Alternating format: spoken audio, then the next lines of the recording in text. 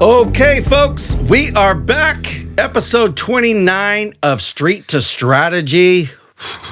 Man, going quick.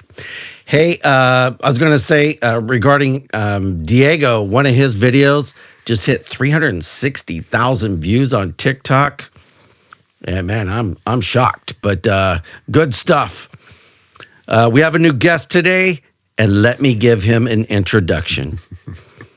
Some men find a path, others build one through discipline, experience, and a relentless commitment to mastering every environment they step into. Today's guest has done exactly that. He served as a police officer with a career defined not by routine, but by specialization and impact. As a gang investigator, he operated on the front lines of one of the most complex and misunderstood arenas in modern policing, decoding gang culture, tracking its evolution, and confronting the realities of street-level crime with precision and intelligence. This is work that demands more than environment and enforcement. It requires insight, strategy, and the ability to read what most never see. Beyond that, he held a leadership role as the assistant team leader on a special enforcement team, a unit tasked with high-risk operations where preparation meets pressure and where execution must be flawless. In that world, there was no room for hesitation. Leadership is measured in clarity, control, and the ability to make critical decisions when everything is on the line. His expertise didn't end in the field. It extended into the courtroom. As a court-recognized gang expert under Penal Code 18622, he translated the realities of the street into testimony that carried real consequences. His words didn't just inform, they shaped outcomes. They carried weight, credibility, and the responsibility of truth under scrutiny. And his professional reach goes even further. He stepped into the realm of executive protection, operating in environments where the stakes are elevated and the margin for error never disappears. Protecting high-profile individuals, diplomats, and heads of state required a level of situational awareness and composure that few ever develop. In those moments, anticipation is everything, and failure is not an option. At the same time, he brought his real-world experience into the world of film and stunt work, contributing to major productions like Underworld, Reservoir Dogs, and Pulp Fiction. In an industry built on illusion, he brought authenticity, bridging the gap between cinematic action and real-life execution. He was also deeply committed to firearms education and training, teaching not just skill, but mindset, emphasizing responsibility, discipline, and the critical difference between confidence and competence. He equipped others to think clearly under pressure and act with purpose. And beyond all that, he's an advocate for preparedness, understanding that survival in any form begins long before moment of crisis. From self-reliance to situational awareness, his philosophy is rooted in one principle: preparation is not optional. It is essential. This is a man shaped by experience across multiple disciplines: law enforcement, tactical operations, protection, training, and performance. Each chapter adds another layer, another lesson, and another level of mastery. So today, this isn't just a conversation about what he's done. It's about what those experiences have built, the mindset, the discipline, the clarity, and ultimately the man behind it all. His journey has brought him to my table. This is Scott McElroy. Welcome to the show. I'm more than happy to be here, Jay. Man, dude, I mean, you got a lot going on, bro. I mean, dude, you got a crazy story, man. For the folks at home, me and Scott met as we met long time ago, but we worked as private investigators together. I actually worked for Scott, and how you treated me out there, I will never forget it, bro. You were so good to me. that type of work wasn't for me. The job's stressful enough. There's no reason to add more stress by being a dick. 100%. But you were awesome. And I you know what? Just for that short time, I'll always love you, bro. Just the way you were to always, me. dude. Vice versa. We hit it off from the start, and I don't tell a lot of people my story because they don't believe it anyways, and it is pretty unbelievable. But I am 60 years old. Yeah. Well, it's been a long freaking haul. And it started in 1987. Yeah. In fact, let's get to it. Sure. Where did your story truly begin? Before the badge, before the structure, and before the discipline? My story began when I was growing up as I was a bodybuilder, competitive bodybuilder. I was a martial artist. In Exeter? No. You from I grew up in Visalia. Okay, yeah. okay. My mom was a teacher at Viva Blunt. She was a kindergarten teacher. I was into the martial arts, got into weightlifting probably my junior year in high school. Had great genetics, and so I started competing in bodybuilding and won a bunch of teen competitions. I won the teen Mr. Los Angeles. I took second in the state. Oh, wow. Up against Ken Flex Wheeler. I don't know if you've ever heard of him. Yeah, I have. He went on to be an absolute phenomenal pro. Yeah. I made it up to nationals, and then I never competed in nationals. I was done after that. Yeah. But did Flex ever become like Mr. Universe or he something? won the Arnold Classic. Yeah. He never won Olympia. He took, I think, second in the Olympia. That's impressive. And then he ended up having some issues and had to have his leg amputated. Oh, wow. And so that ended his bodybuilding career. He had to have, it was below the knee, but he has a prosthetic. Got it. Lower half. But from there, 1987, Police Academy, same academy as you. And didn't do anything with it outside I wanted to do bodyguard work. And at that time, there were no bodyguard schools. And so I had to put myself through the academy. And I was like, I'm laughing because I know, those academies, they're not fun. No. Because it's time consuming. And that was super high stress back in the 80s. It was 6 miles a day. I mean, it was running 6 miles a day. Everybody had shin splints. Everybody was just worked over by the end of the 6 months. Yeah. But got into bodyguard work, did that for a couple of years, did some work in Mexico with a buddy of mine named Michael Sir. I remember Mike. And he's still in the business. I can't tell you who he's working for, but... Big name. Big name. Yeah. He's, we worked together for years and years, but that was years later. I remember when Mike was a bouncer, dude, at like Shag Nasty's. Yeah, Shag Nasty's. Mike and I started as waiters at Shag Nasty's when it first opened. And that was kind of like my first job outside of being a paper boy. But we were great friends growing up since I was about 4 years old. I was gonna say, I still, I always liked Mike. I didn't like a lot of the bouncers, but I liked Mike. Mike was a good dude. He's a people person, great jiu-jitsu practitioner, judo practitioner. I got him into Brazilian jiu-jitsu. He was into judo. I was into Japanese jiu-jitsu, and I was showing him some leg locks one day, and he was like, I was training currently with Eric Polson. I don't know if you've ever heard of Eric. Eric is combat submission wrestling. He's one of the lead wrestling coaches in the world. And he's trained under Danny Inosanto, and he's a Brazilian jiu-jitsu black belt. I trained with him for like 4 years, and I wanted to show Mike some of the stuff. And then he went right in and started with Brazilian jiu-jitsu and never looked back. But did that for a couple of years. Wait, don't jump ahead because I got so many questions for you. What kind of environment shaped you early perspective on life? Because you got a great way of looking at things. Well, and I picked up on that on you really quick. I get that from my grandfather. He was like anything just rolled right off him. I never heard him angry in my life, never said a cross word about anybody, always willing to help other people. He was a very, very big role model in my life. And that kind of started shaping things. But what really shaped me was when I started in the film industry. Got it. I had wanted to be, a stuntman since I was 4 years old.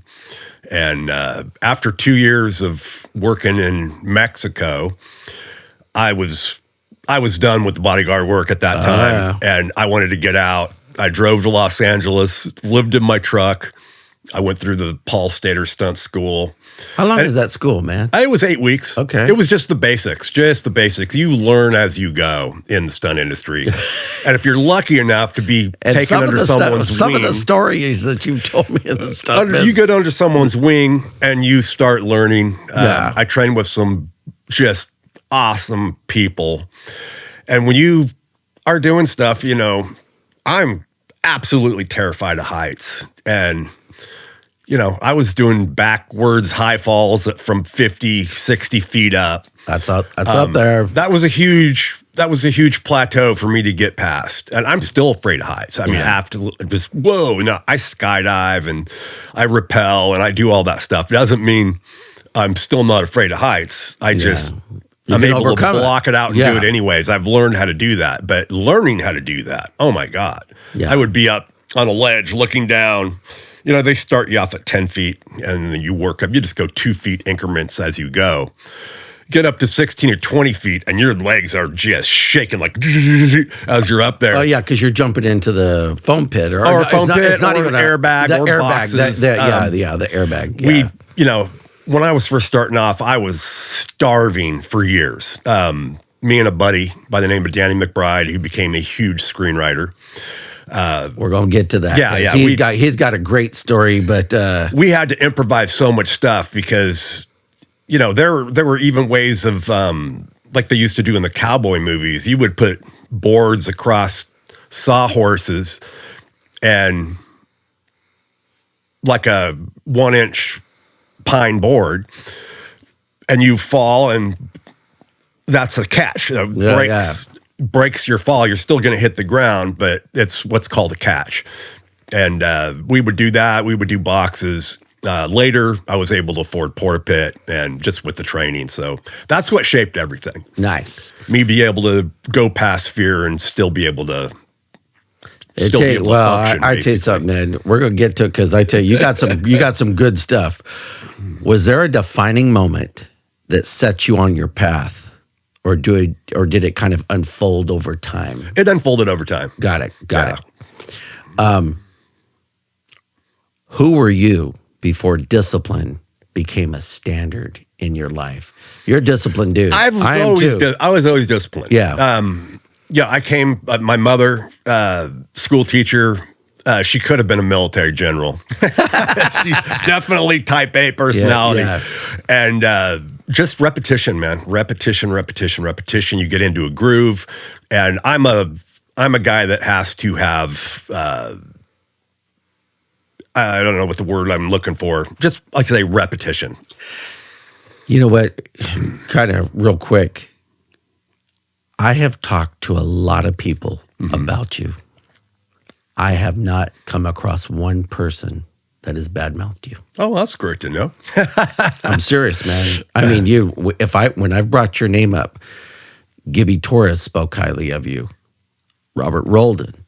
A lot of these dudes, man, are like, dude, we love that dude. He's a good dude. I grew up with Robert. Yeah, we were in the same neighborhood. His mother babysitted me, and my mom babysat him. Kathy, his sister's little brother, I think his name was Johnny. He was really tiny. And then there was Nate. He was the oldest one. But no, man. I mean, that's saying something, for people not. I appreciate that. I was taught to treat others like you want to be treated yourself. Yeah.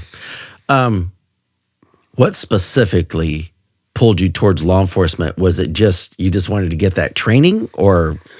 I'd already had the training. Yeah. I went through the police academy in 1987. Yeah. When my stunt career ended, so to speak, I popped my ACL in Underworld 2 in Vancouver, Canada.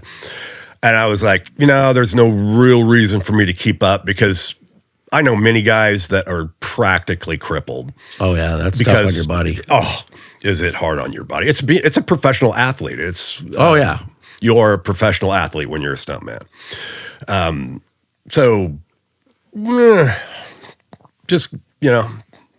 hear it. What did you expect policing to be, and how quickly did reality challenge that? Because I can tell you this, I've seen so many guys get into the business, and I've had so many guys go like this. This is not what I thought it was going to be, Jay. I've heard it 100 times.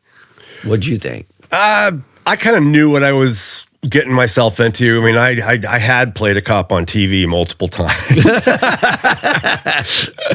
Yeah. Reservoir Dogs being the first. Yeah. It was definitely different. But I knew it was going to be high stress. Yeah.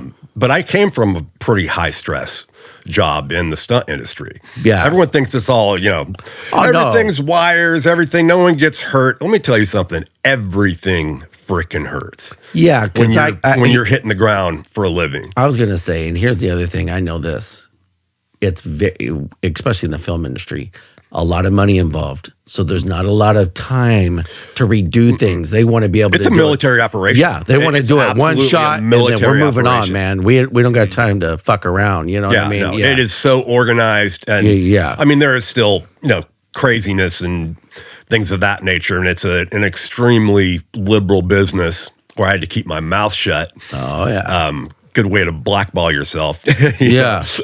I kept my mouth shut and, just got through it. But yes, law enforcement was extremely stressful. I wasn't prepared for the field training program. Yeah. Meaning the job's stressful enough, all right? But no, they literally take you to your limit of saying, I don't know if I can do this or not. You know what? It's funny you say that. There's this and everybody goes through that. Big time. There's this meme on TikTok. I keep seeing it over and over and over again. But this is what it says. And the words, I don't want to do this anymore, came out of my mouth. And it'll show a picture of a cop, right? Mm-hmm. And I look at that and I think, how true that is. Oh, everyone said it. Dude. If you haven't said that during FTO, you have a bad FTO. I will tell you this, man. I hated every FTO I ever had, dude. Dominic, he wasn't bad. I love him. Oh, Dominic. I grew up with Dominic, too. Yeah, I love Dom. But the rest of the guys, I can't stand them. What's something about your journey that people would be shocked to know? Oh, that's a hard one, man. Yeah. It would shock people. Probably that I'm ultra conservative. Yeah. And I was from a liberal industry and I had to keep my mouth shut and I had liberal friends. I still have many, many super liberal friends that don't even know I'm conservative. Well, the thing about you too is you've aged well. So like for me, I remember the first time you told me how old you were. I was shocked, bro. Because I just turned 60. Yeah, because dude, I mean, you're in phenomenal shape. I appreciate that. And you've always, you always keep yourself looking great. It takes work. Yeah. Oh no, it does. But early on, what tested you more? Fear, ego, or uncertainty? Uncertainty. Yeah. Fear I'd already accomplished through the stunt industry. But if you're talking about law enforcement. Yeah. Yeah. You know what? I think that's always gotten me into trouble a lot because I don't fear much. You tell people or you tell yourself, no matter what, I'm coming home alive. Big time. But you don't know if you're coming home alive. You don't. You don't. You know what? This, man. There's days. It's a crapshoot, bro. It is. And what did you first learn, or what was the first real moment in uniform that taught you about yourself? Because we all have that moment where, can I really do this type of work? Right? Did you ever have one of those? Everybody does. I know you did. But yeah, what was that moment? There was a case. I was pretty early on, and a little girl was 100% brutally raped, and then clubbed over the head by her mother's gang member boyfriend, Christopher Cherry, and I was one of the first officers on scene, and that changed me forever. Oh, big time. Yeah. Big time. There's cases in every cop's career where you're driving away from the scene or you get home at night and you just go, did I really see that? Yeah. Right. And when did the career become more than a job? When did it become a calling? Because you did it long enough. 8 years is a good run. But I was going to say, law enforcement's not a job, bro. It's a lifestyle. It's a lifestyle. And it's a calling. And either A, you have it, or B, you don't. And I've seen that. And I know you have too. I look at it and I mean, could I have done 30 years? I can't tell you that because I did just a little over 8 years. So very, very difficult for me to answer that question. I don't consider myself like someone that was a detective for 20 years. I wouldn't put myself in the same on the same category as that person. I don't have that much law enforcement experience, but by the time I was, I would have tried to finish my career. But I got injured and, they sidelined me and with a broken back and it was horrible. Hey man, and that's the problem with law enforcement. Here's this. Knees, lower backs. Yeah. Well, I always say this, and I've mental said this, health. Yes. I've said this many times. Alcoholism. Big time. I've said this many times on the pod. Only 10% of a police academy makes it to a retirement. Yeah. So I'm truly an anomaly, bro. And I would tell you this, man. I saw so many guys injured, but everything you just listed, it all happens to people. What do most people misunderstand about the gang culture? They give up their family for another family. They do. And a lot of them are forced into it with the neighborhood they live in. Join or die. Yeah. That kind of deal. That's very misunderstood. But where it all began is what people don't understand and just how stupid the beginning. I'm only an expert in Hispanic gangs. We didn't have anything other than that. And Tulare County, yes. But I wasn't on the gang task force with the sheriff's department until much later in my career. I was a gang officer in Exeter and then later became a gang detective. With that, I went through school, became an expert, testified about 20 times in court as a gang expert. Yeah. But I'm not a gang authority. There's a difference. Yeah. An expert's just someone that knows a little more than the general public. Well, whereas an authority can write books and teach freaking college and things of that nature. I would say this. I'm a gang expert with you. And, you were the gang in it. Right. Yeah. And I always tell guys this. I tell John Q. Citizen this about gangs. Have no doubt they have a genuine love for one another. For one another, 100%. They will die for each other. They will. But the problem is this. There's not many retired gangsters. They're either dead or in prison. And when they are in prison, it's only a matter of time before they roll. Yes. Well, I don't even know if you saw, I just had an episode, a guy did 14 years in a federal pen, and, he just got caught. He wasn't even wrapped up in gangs before. He just got caught transporting 15 pounds worth of meth across state lines. That'll get you wrapped up. But how different is perception from morality when it comes to street level crime? Because I think it's been glamorized, right? Oh, it has been. Yeah. That's because of the internet and one of the best and worst things that's ever happened to the human race. It can have a tendency to ruin a country. I think it's one of the biggest downfalls of our country. I would agree.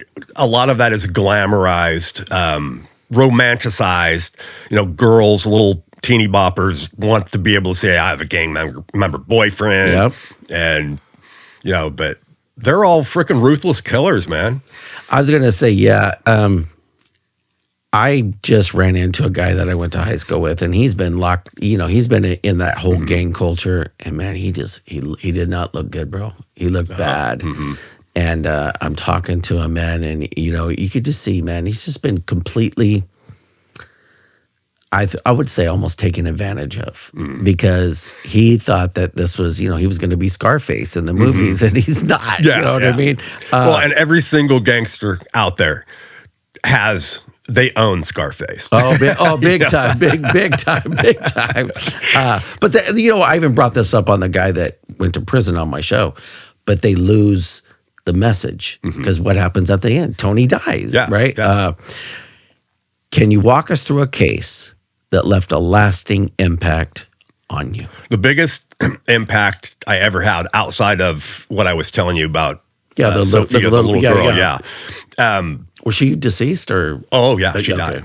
Yeah, she died. And it's just, that will make me start to sweat and my pulse start to raise when I talk about it. It was that bad. Did he get convicted?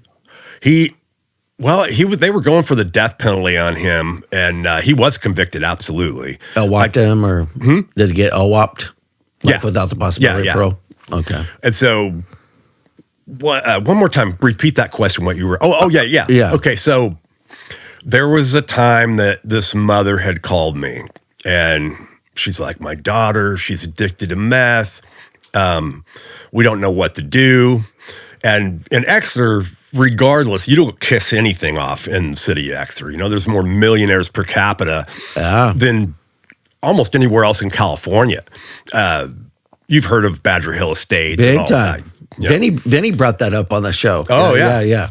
And so I had to go to the house, and she was strung out, probably 16 years old, 15, 16. Horrible.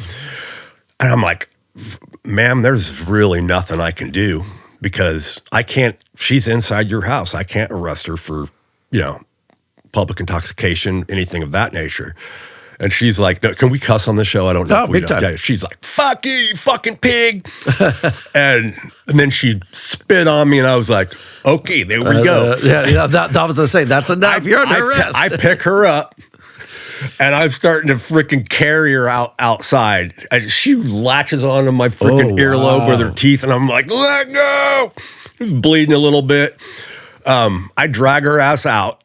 Got her handcuffed. I didn't want to handcuff her in front of her mom. Put her in my car. She's like, what are you doing? I'm like, you're going to juvenile hall, you little fucking bitch. And anyways, didn't think anything of it. Everything was fine.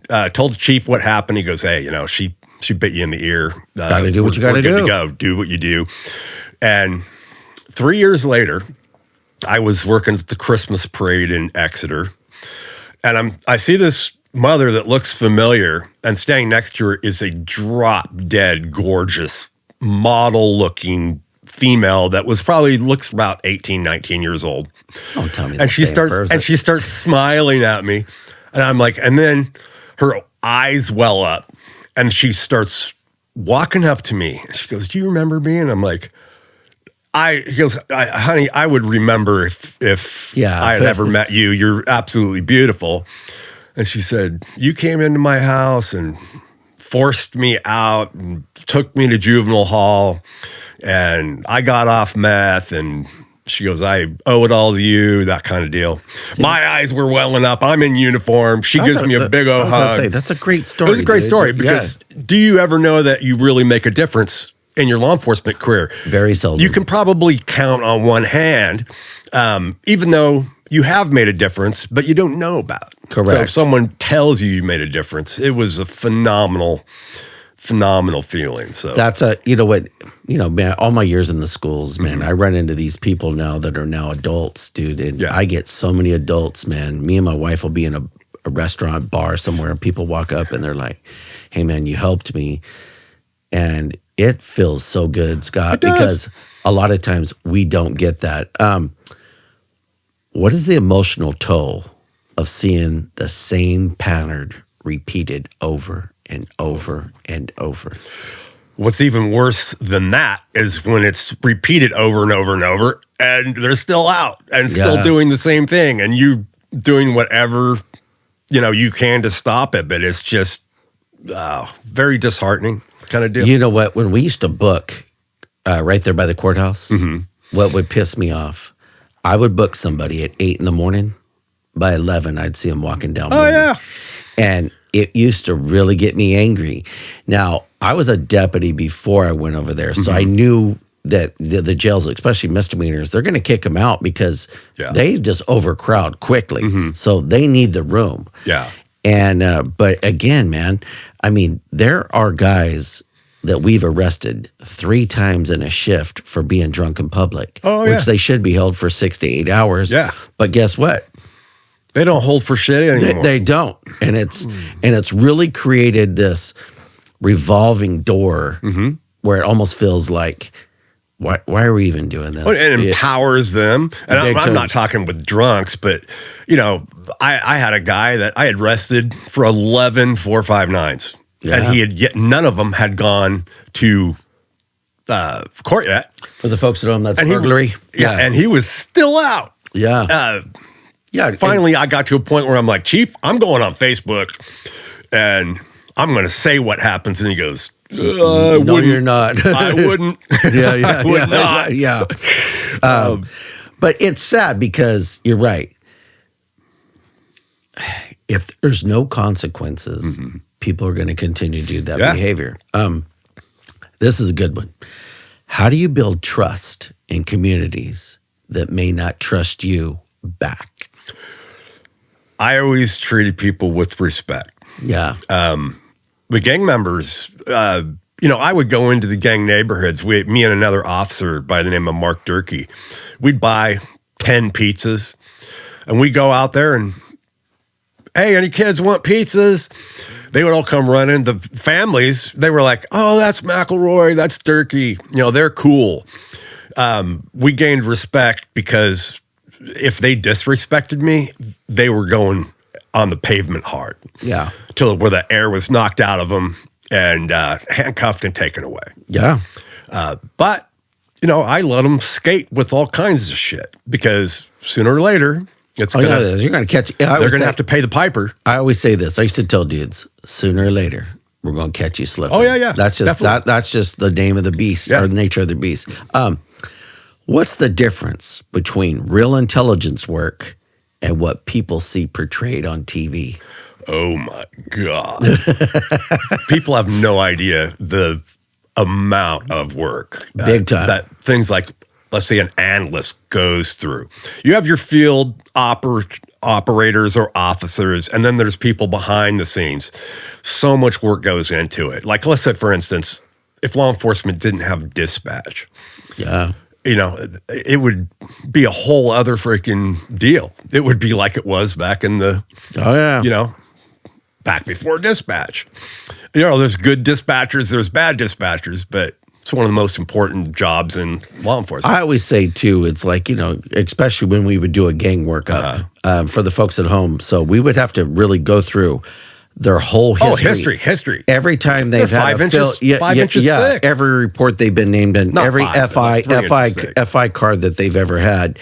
And then what we're doing is we're building this pattern to show that when we do go to court on their case, that they can't say, I'm not a gang member, because now we can prove it. They got gang tats. They've self-admitted. They're wearing gang colors. They're in the company of other gangsters. They had to be separated when they go to jail. And so I've literally went into report. I went into court with a binder this big with all this stuff. And you're right. There's a lot of legwork that goes into it up front. So when we get into court, we can prove that that enhancement is going to add 10 years to a friggin' case. 18622. Big time. And it's now even harder to say that this person not only was a gang member, has been over a period of time been a gang member. This is the importance of field interviews. Big time. You know, you have to document this stuff. You have to show that documentation. I agree. And it's only going to get harder because we just talked about this, dude. They don't even have a shoe in the state anymore. They don't have death penalty, dude. Oh, some of this has changed since I've left. Oh. Some of the laws that have changed, I'm like, what the fuck? I don't know if you saw, dude, but Givens, dude, he should be on death row. He's not, dude. He's out walking the main line. He just stabbed a dude to death. I know. You know what I mean? Yeah, I mean. How have gangs evolved over time, and how do you adapt?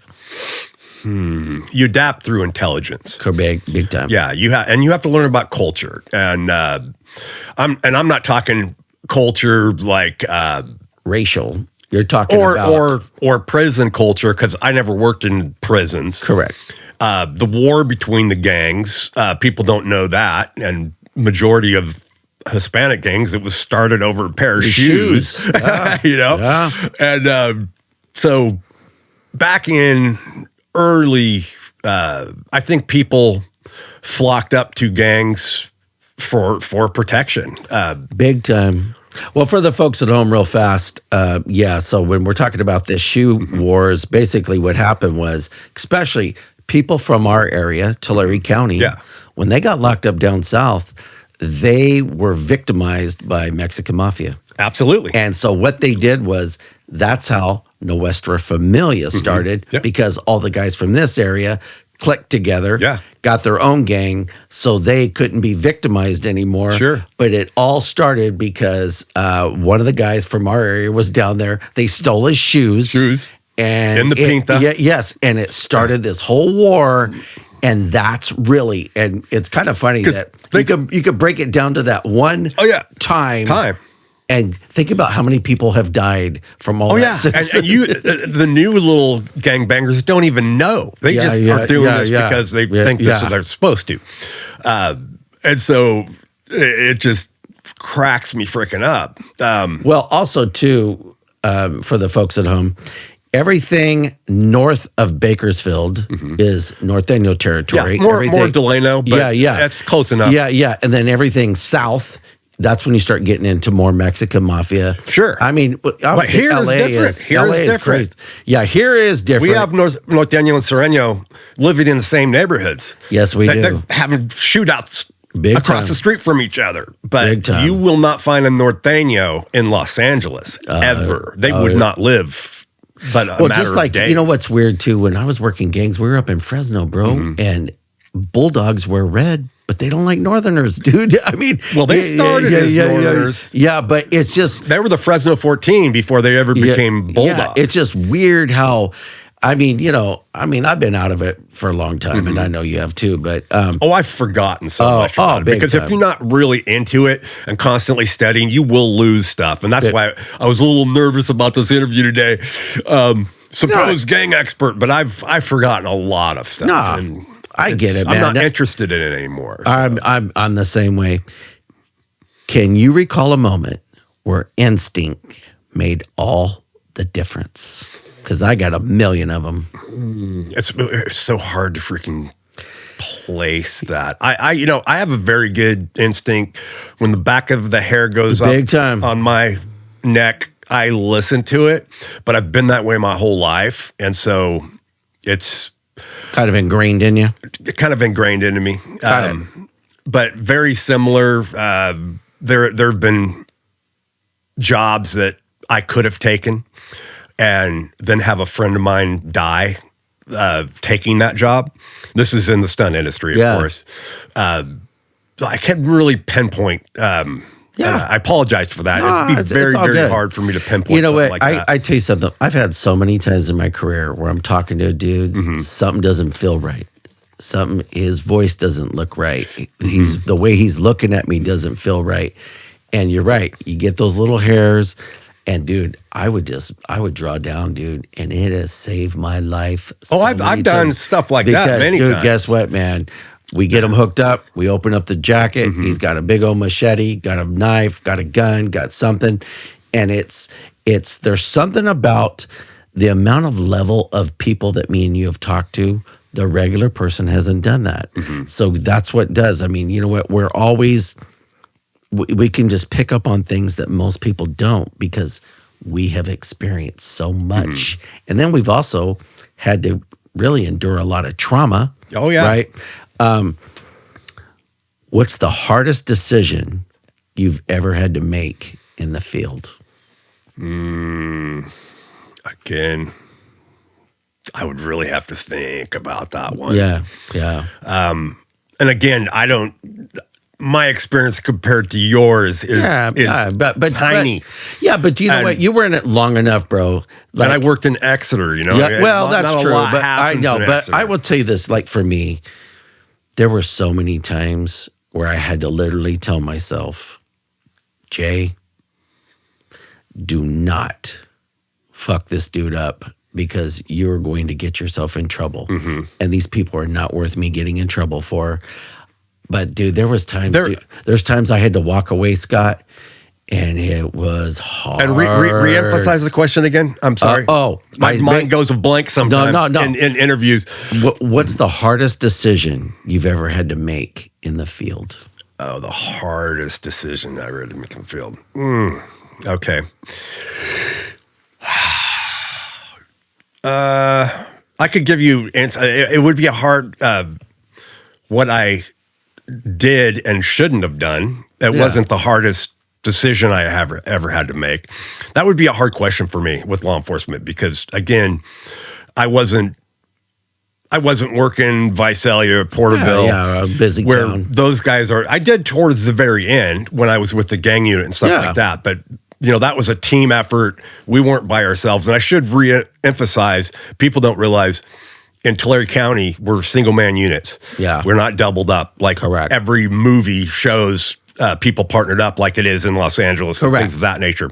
So you're by yourself waiting for backup for 5, sometimes 10 minutes, sometimes longer than that. Yeah. And so I've said the wrong things to someone because I was disrespected. Oh, yeah. And at one time, I literally almost took my police belt off. Oh, yeah. And I grabbed the guy and I said, "You ever disrespect me like that?" I said, "I will smash your teeth in on this fucking concrete."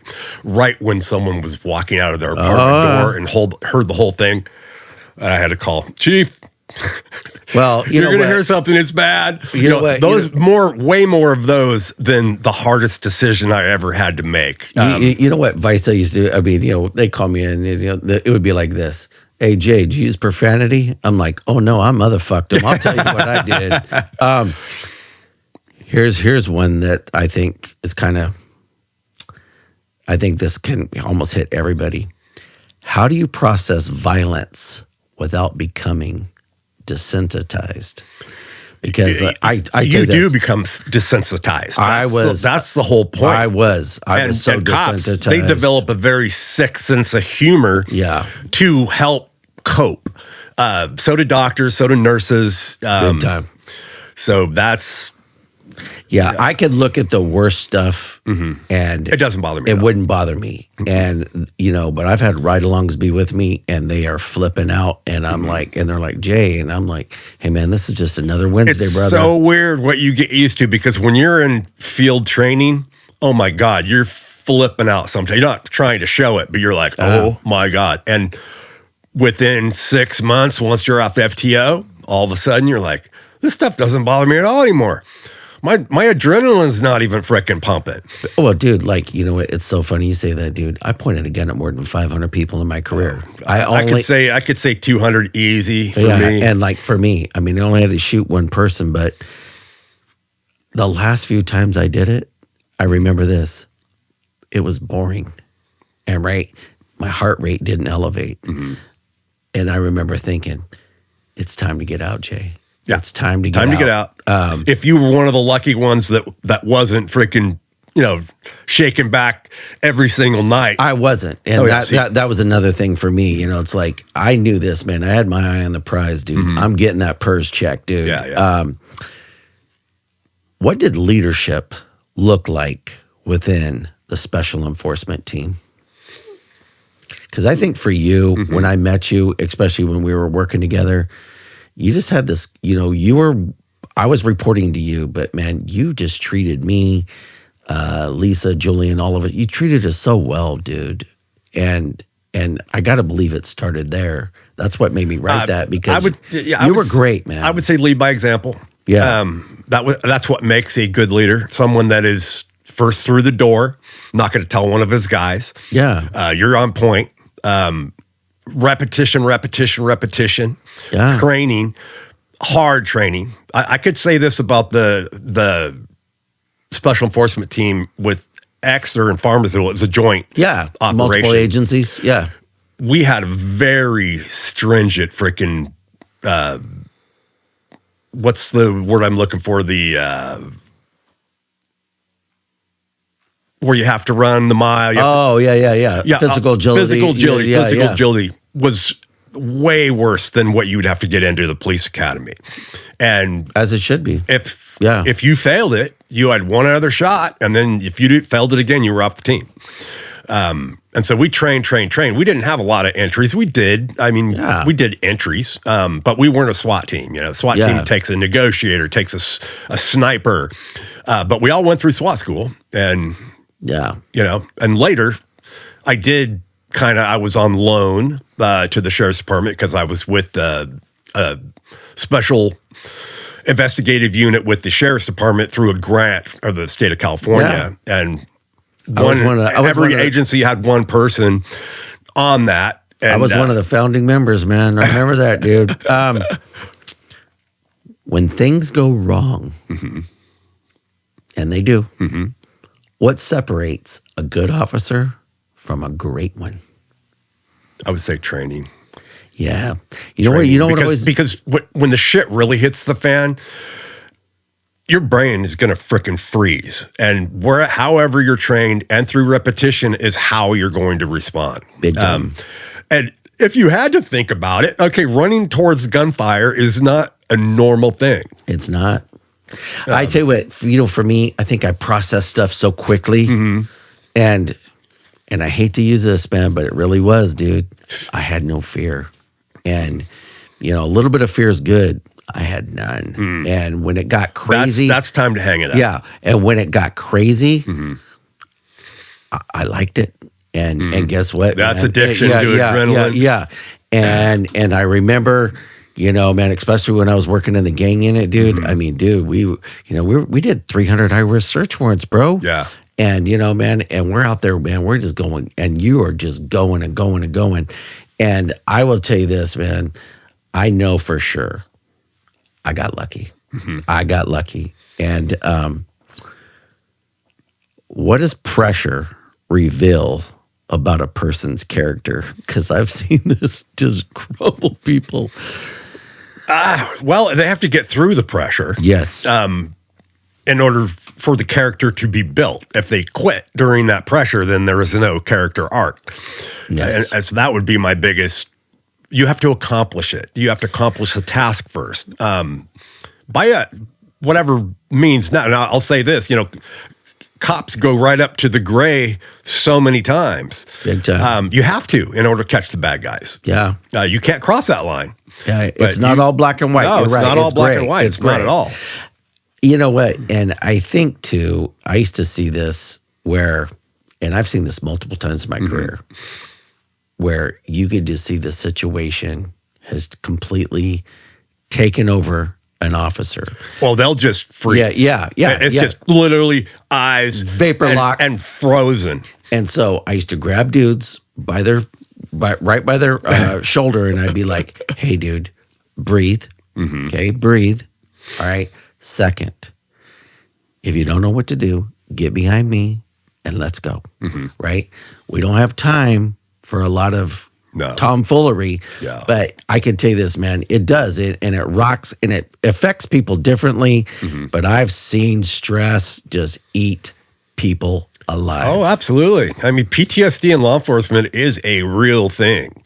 I think even more prevalent than military. Big time. Because you're doing a 20-year career. Now, there's many people in the military doing, 20 years. But before, 30 years ago, we were at peacetime for a long time. Yeah. Most of the vets then had not seen combat outside of Grenada or one of those. I think the only people that are worse than us would be like your spec up guys. I mean, dude, I don't know. Well, there's those guys. Yeah. If you're talking about CAG, which is Delta, Combat Applications Group, I don't know what they call it nowadays. I think it still is. But they used to call it the unit, and they made a TV series about it. I mean, look at the SEALs. There's a show on HBO. It's called The Waves of War. And they take 3 dudes that were SEAL Team 6, all been through the worst. Yeah, that's tier 1. Yeah. And CAG is tier 1. Yeah. And they took these guys down to Mexico, and they gave them DMT. And it helped them because these guys had levels of PTSD that were off the charts. Yeah.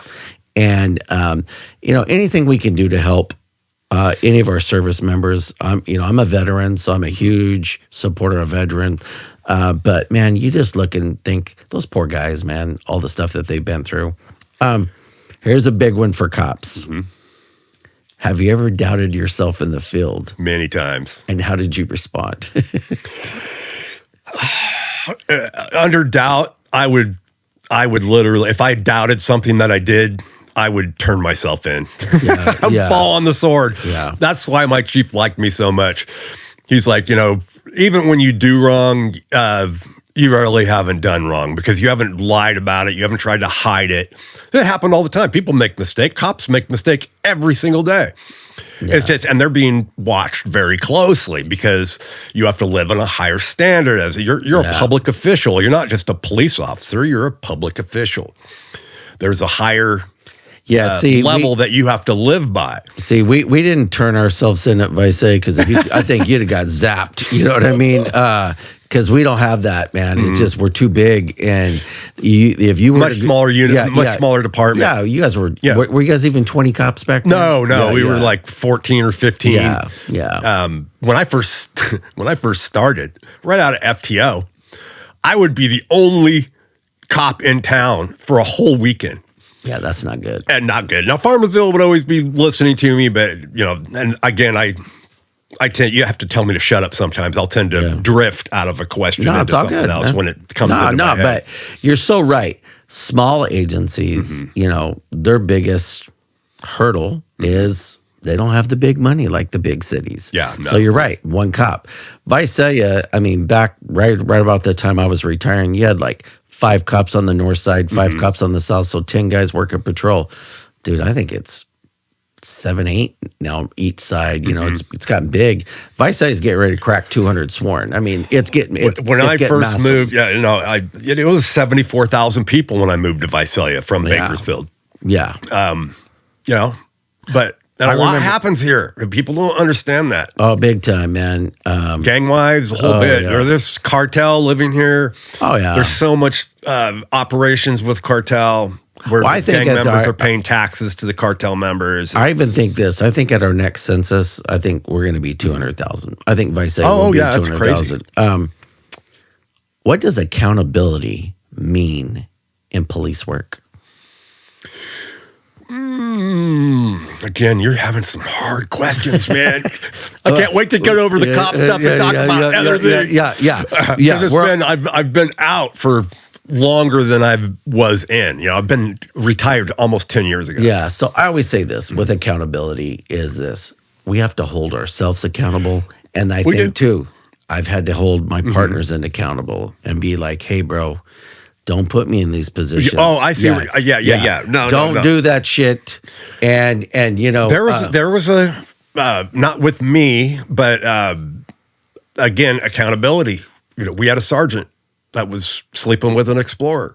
Oh yeah, he ended and confessed it to another officer, thinking he was going to keep it to himself, and the other officer was like, "Yeah, I can't keep this to myself." Did he end up doing prison over that? No. Okay. No. It turned out that they were trying to prove that he was with her before she was 18 years old, and there was no proof. But he lost his job over it. It would be like a teacher being with an 18-year-old. He lost his job, and he also they busted him for something else. And I'm not going to mention names. But I know who you're talking about. Mm-hmm. I always say this: we want to put a stop to all these teachers having sex with students. That is insane. Hey, start putting people in prison. Start putting, or not double or single standard where a man would go to prison, but a super hot teacher that sleeps with a 15-year-old gets a slap on the wrist. I don't think anybody should. I think in my mind is this: you're a teacher. That's a position of authority. And under the color of authority. Yeah, and if you're having sex with students, I want to see you be held accountable. I want to see you go to jail. And more importantly, I want to see you have to register as a sex offender because you're thinking like a predator. Mm-hmm. Yeah. What does it take to be recognized as a gang expert in court? You got to be vordured. Yes. By usually someone, by an attorney that is a gang expert as well. Yes. And it's a series of questions they ask, and you have to have at least 40 hours of gang-specific training in a school. And they do it every single time you're up there until you've done it so many times, they're like, you know what, this isn't any work, because they're just trying to catch you in to try to show that you don't know what you're talking about. I was going to say, and for the folks at home, so they always sent us to the one in Orange County, right? Orange County Sheriff. So we all went through basic gang investigator. Then we went through the advanced. And, and I mean, by the time, I remember one time I got up there and they asked about my experience in training, dude, I think I spoke for 3 minutes straight. And finally, I remember the judge going, he's an expert. Let's all move on. Well, that's another thing. I learned early on. If you just keep talking without them telling you to shut up, you're going to get more across. Kind of like if you're interviewing someone, the first person in silence, you're just staring them down. The first person to speak already lost. That kind of deal. So when I had the opportunity to speak, I would just keep going and keep going. Going. But I studied my ass off. I learned about the culture. I learned all the ins and outs. You got to have the experience in training. You got to be able to back it up. I think it was minimum of 80 hours, not 40. I take that back. It was 80 hours. I think most schools in law enforcement are 80. Yeah. I think we did the original one was 40, and then the advanced maybe was 40. Maybe. I think that's. I don't recall again 10 years ago. It's been a minute. How do you translate real world experience into courtroom clarity? Because a lot of cops are not good at that. Real world experience? Yeah. That's where I excelled. Yeah, that's another. Yeah. Wasn't your thing? No, not really.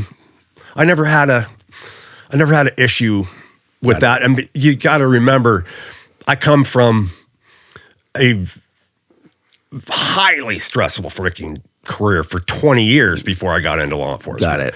It wasn't the bodyguard. It was the stunt work, and became a stunt coordinator, someone that is your job to take the what ifs out of the equation. If you take enough what ifs out, nothing's going to happen. But if you just nonchalantly go, anything can freaking happen. It's your fault because you're the coordinator. I would be hard to answer that question because I'm not your normal everyday guy that went through the police academy. No, you did. You got a lot of experience before. Here's a good one. What's at stake when you testify under gang enhancement laws? One thing, their freedom is at stake. Big time.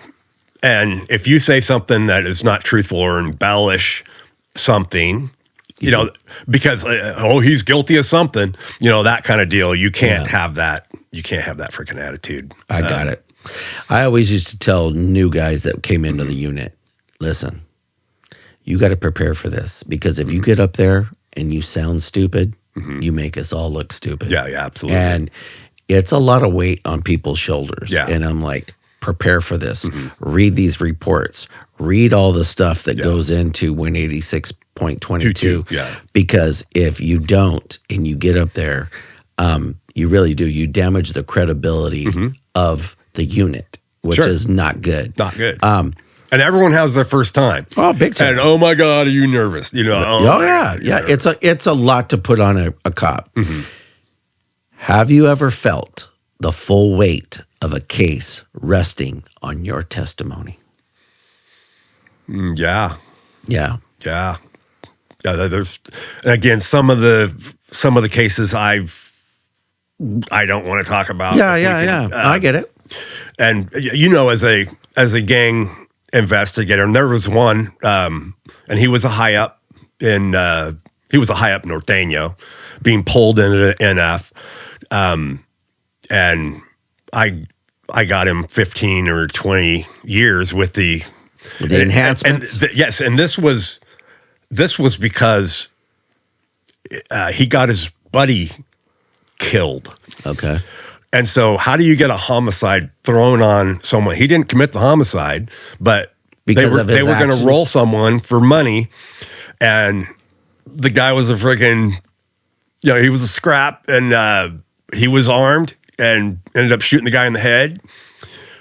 And so that was very high profile. Yeah, because with their whole high profile, then you got media, you got family. I mean, absolutely. It's and then sooner or later, this guy's going to get out. Yeah. That's why there's Leosa. Oh yeah, because we can't disarm our retired cops because they're under danger freaking constantly, especially with the internet.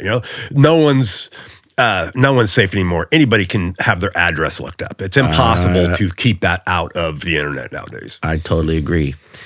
Well, folks, we're going to take a quick break. We'll be right back. In the Central Valley, real estate isn't just business, it's personal. Born and raised in Exeter with 19 years of experience, Vinny Arbizo with Century 21 Select Real Estate is the local expert you can trust.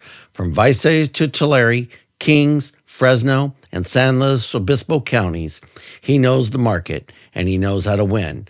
With a 5-star reputation and hundreds of successful transactions, Vinny delivers results you can count on. Homes sold fast, deals done right, clients for life. Call or text Vinny today at 559-804-6774 and tell him that J-Mac sent you. Real estate done right. How do defense attorneys challenge your credibility, and how do you respond? First, you got to know your case. Big You got to know your case because they will literally say whatever it takes to discredit you. You still have to remain respectful. You still have to answer the questions. That's what the beautiful thing about expert testimony is, because you're allowed to give your opinion. Yes. Where you're not as just a normal police officer. You got to fax just the facts. Yes. There was a local attorney. And they would try to ruin your career. Oh, big just time. So they could get their client out. I agree. I just, there was a local attorney, and he was notorious for this, but he used to go like this to it. Isn't it true, Officer McWilliams, that you planted the drugs underneath my client? He knew that it was BS, but he just loved to do it. Yeah. And you're right. You got to keep your composure and always be like, absolutely not. Right. And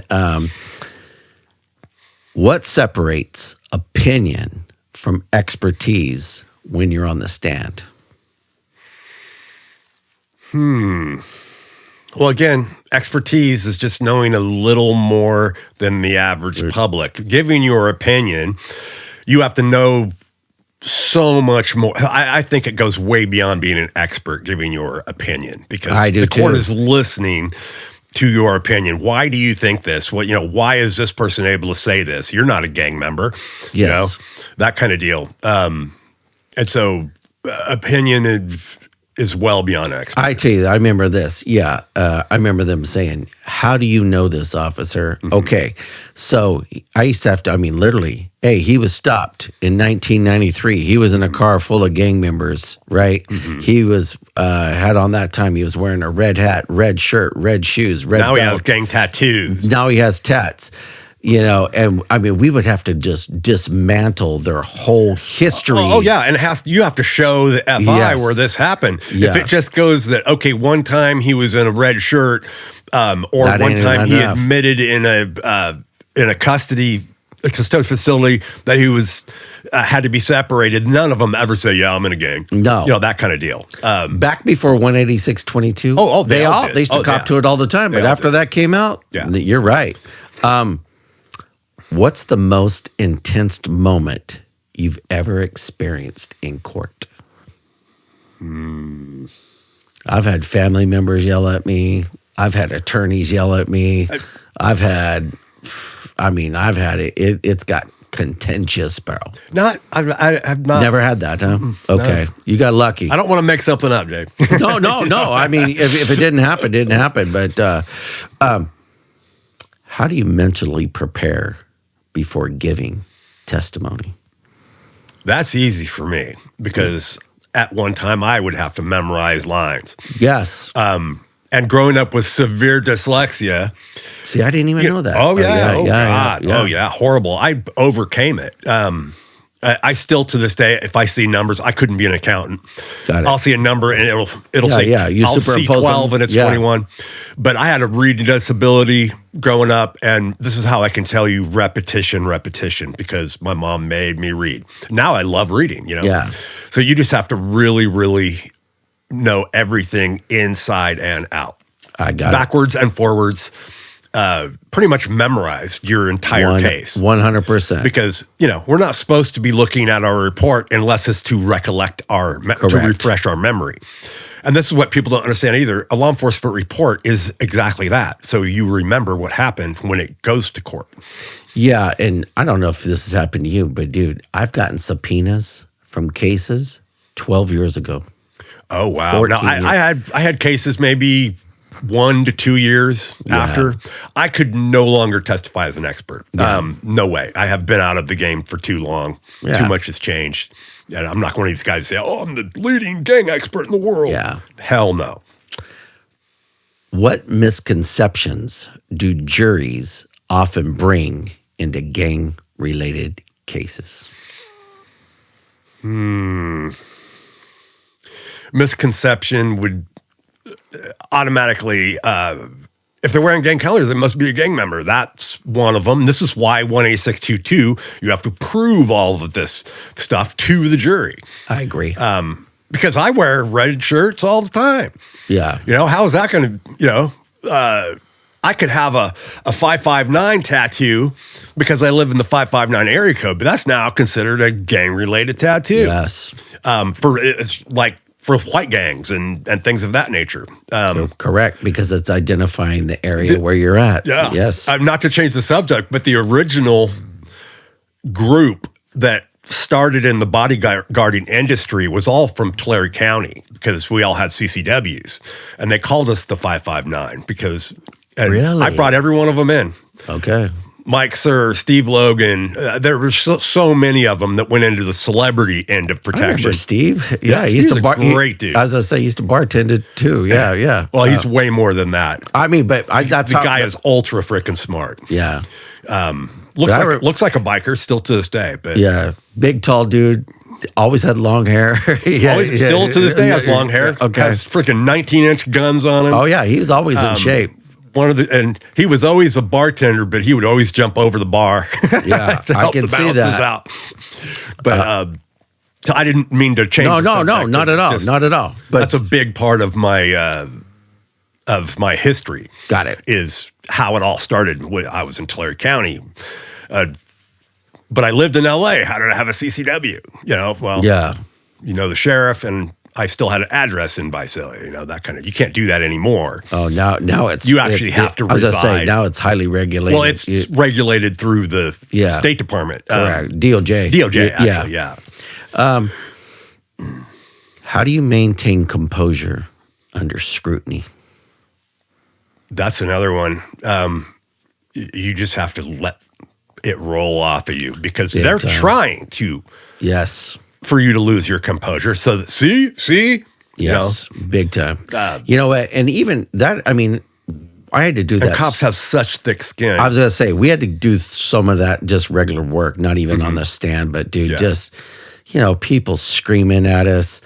I mean, I don't care when people would film me with phones. I would just act like they weren't even there. I mean, I had nothing to hide, but the sad part is this day and age, I just think that law enforcement has just been so, I hate to use this word, but they've had the legs cut out from underneath them. Oh, it's not what it was when me and you were doing it, Scott. It's been completely changed. Everybody nowadays that's going in, they come from a whole different generation than you and I came in. And they look at things completely different. Well, what I don't like about the internet, and you kind of touched on this, but anybody with a computer now has now almost self-elected themselves as some type of law enforcement expert by watching videos. And it's not that way because guess what? When you're sitting there at your desk looking at a video, you can't be killed. let's see how you do it when we put a loaded gun in your hand and send you in a house with some guys with guns that do not want to be taken by the cops. You're going to look at it a whole different way. Oh, absolutely. You have lead flying by you an inch or it'll whatever. Change your perspective. You know, I've been shot at. Yeah, I have to. I could tell you exactly what it sounds like when it buzzes by your ear. It's not a good feeling. It's not a good feeling. You know, like a bumblebee. We're transitioning now. What led you into executive protection work? Okay, well, that's what I wanted to. That's what I wanted to do, and that's why I went through the police academy. Got it. It wasn't to become a cop. It was, it was to do that. And we had a misconception of what it really was. Both of us, we were just martial artists and, built guys. And my father's, a worker of my father had some family in Juarez, Mexico, which is freaking murder capital of the world. Oh, yeah. Cartel, big time down there. That's what we wanted to do. Oh, not back in those days. This was pre-cartel. They had what were called the plaza systems back in those days. They had dons just like the Italian mafias did. And so what would be today the Creo Fuentes cartel in Juarez is now the Juarez cartel. Got it. But it was Creo Fuentes that was in charge when we were working in Juarez. And after 2 years of what we went through, I was like, we were both like, I'm over this. we're getting the heck out of here. And this is a funny story, not to change the subject. No, not again. at all. Okay. Go ahead. I packed my truck, told my dad, I'm moving to Hollywood, becoming a stuntman out of nowhere. Then he's like, what the hell's going on? And I drove straight to LA and I was living out of my truck and did all that. Just freaking crazy shit, dude. Lucky to be alive. I got through it. And I said, I'll never do this again.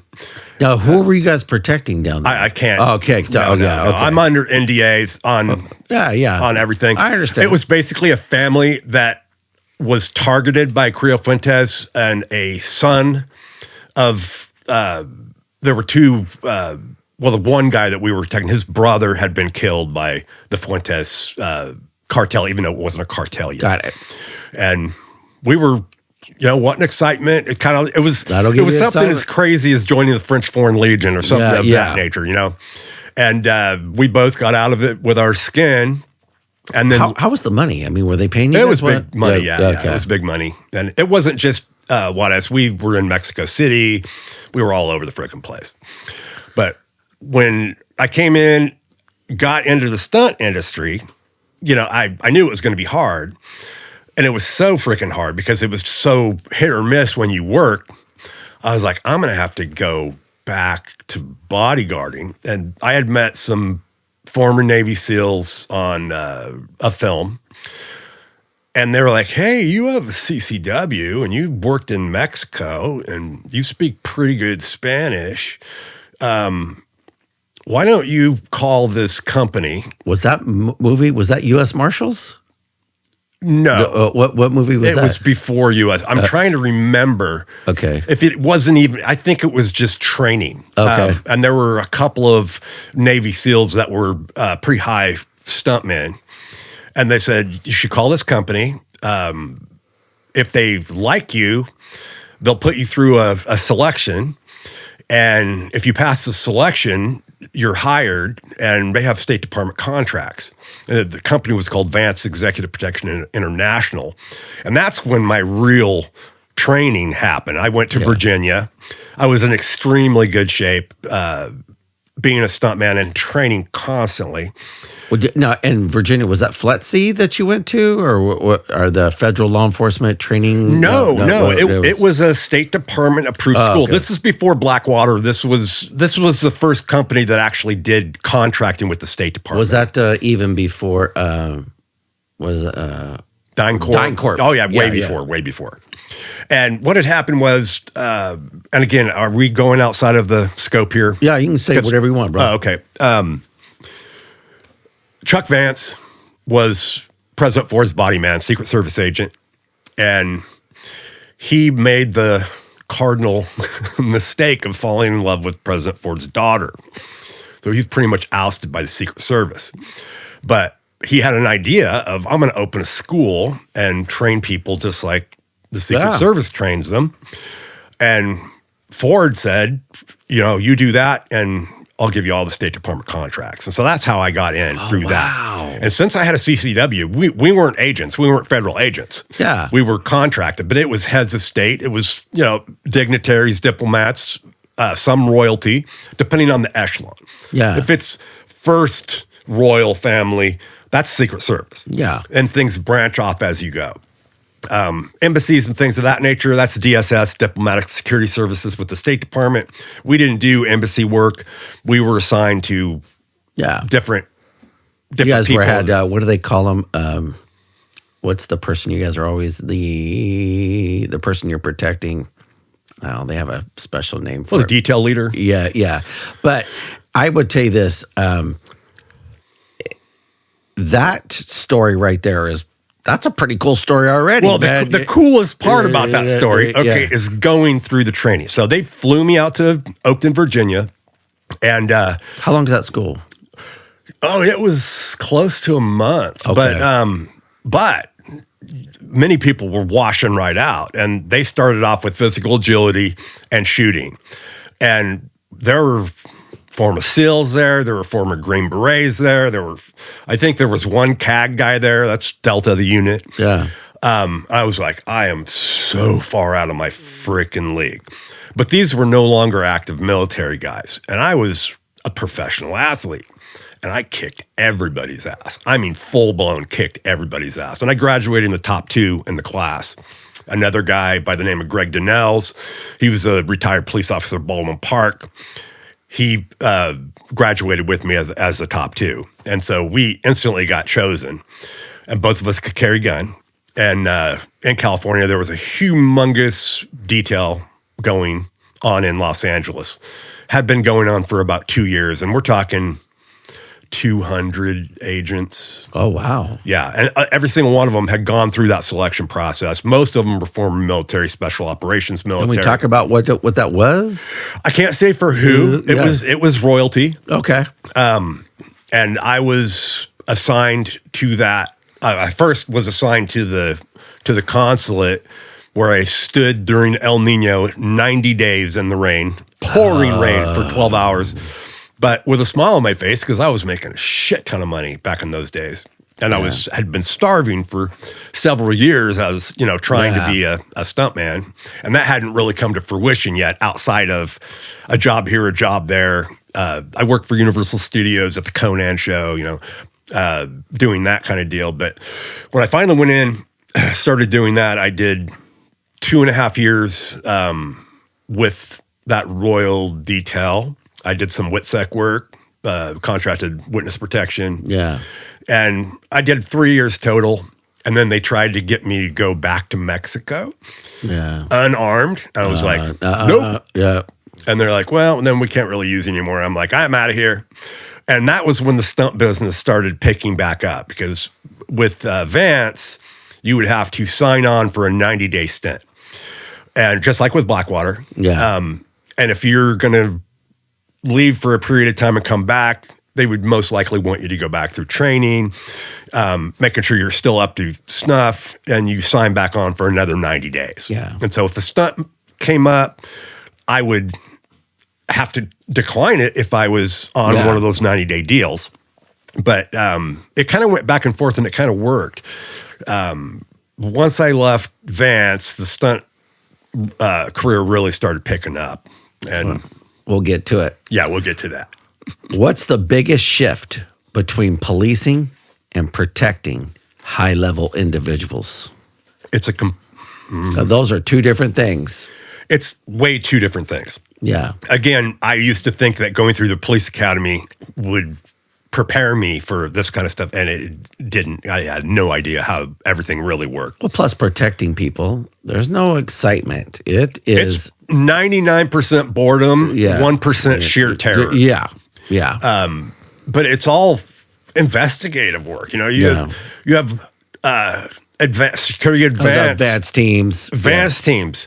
You have route teams. Those routes have to be planned. They have to have a contingency plan, like 5 contingency plans. And the people that do the driving, they stay with the cars, you know. Yeah. We had to learn how to search for explosives in cars and the whole freaking bit.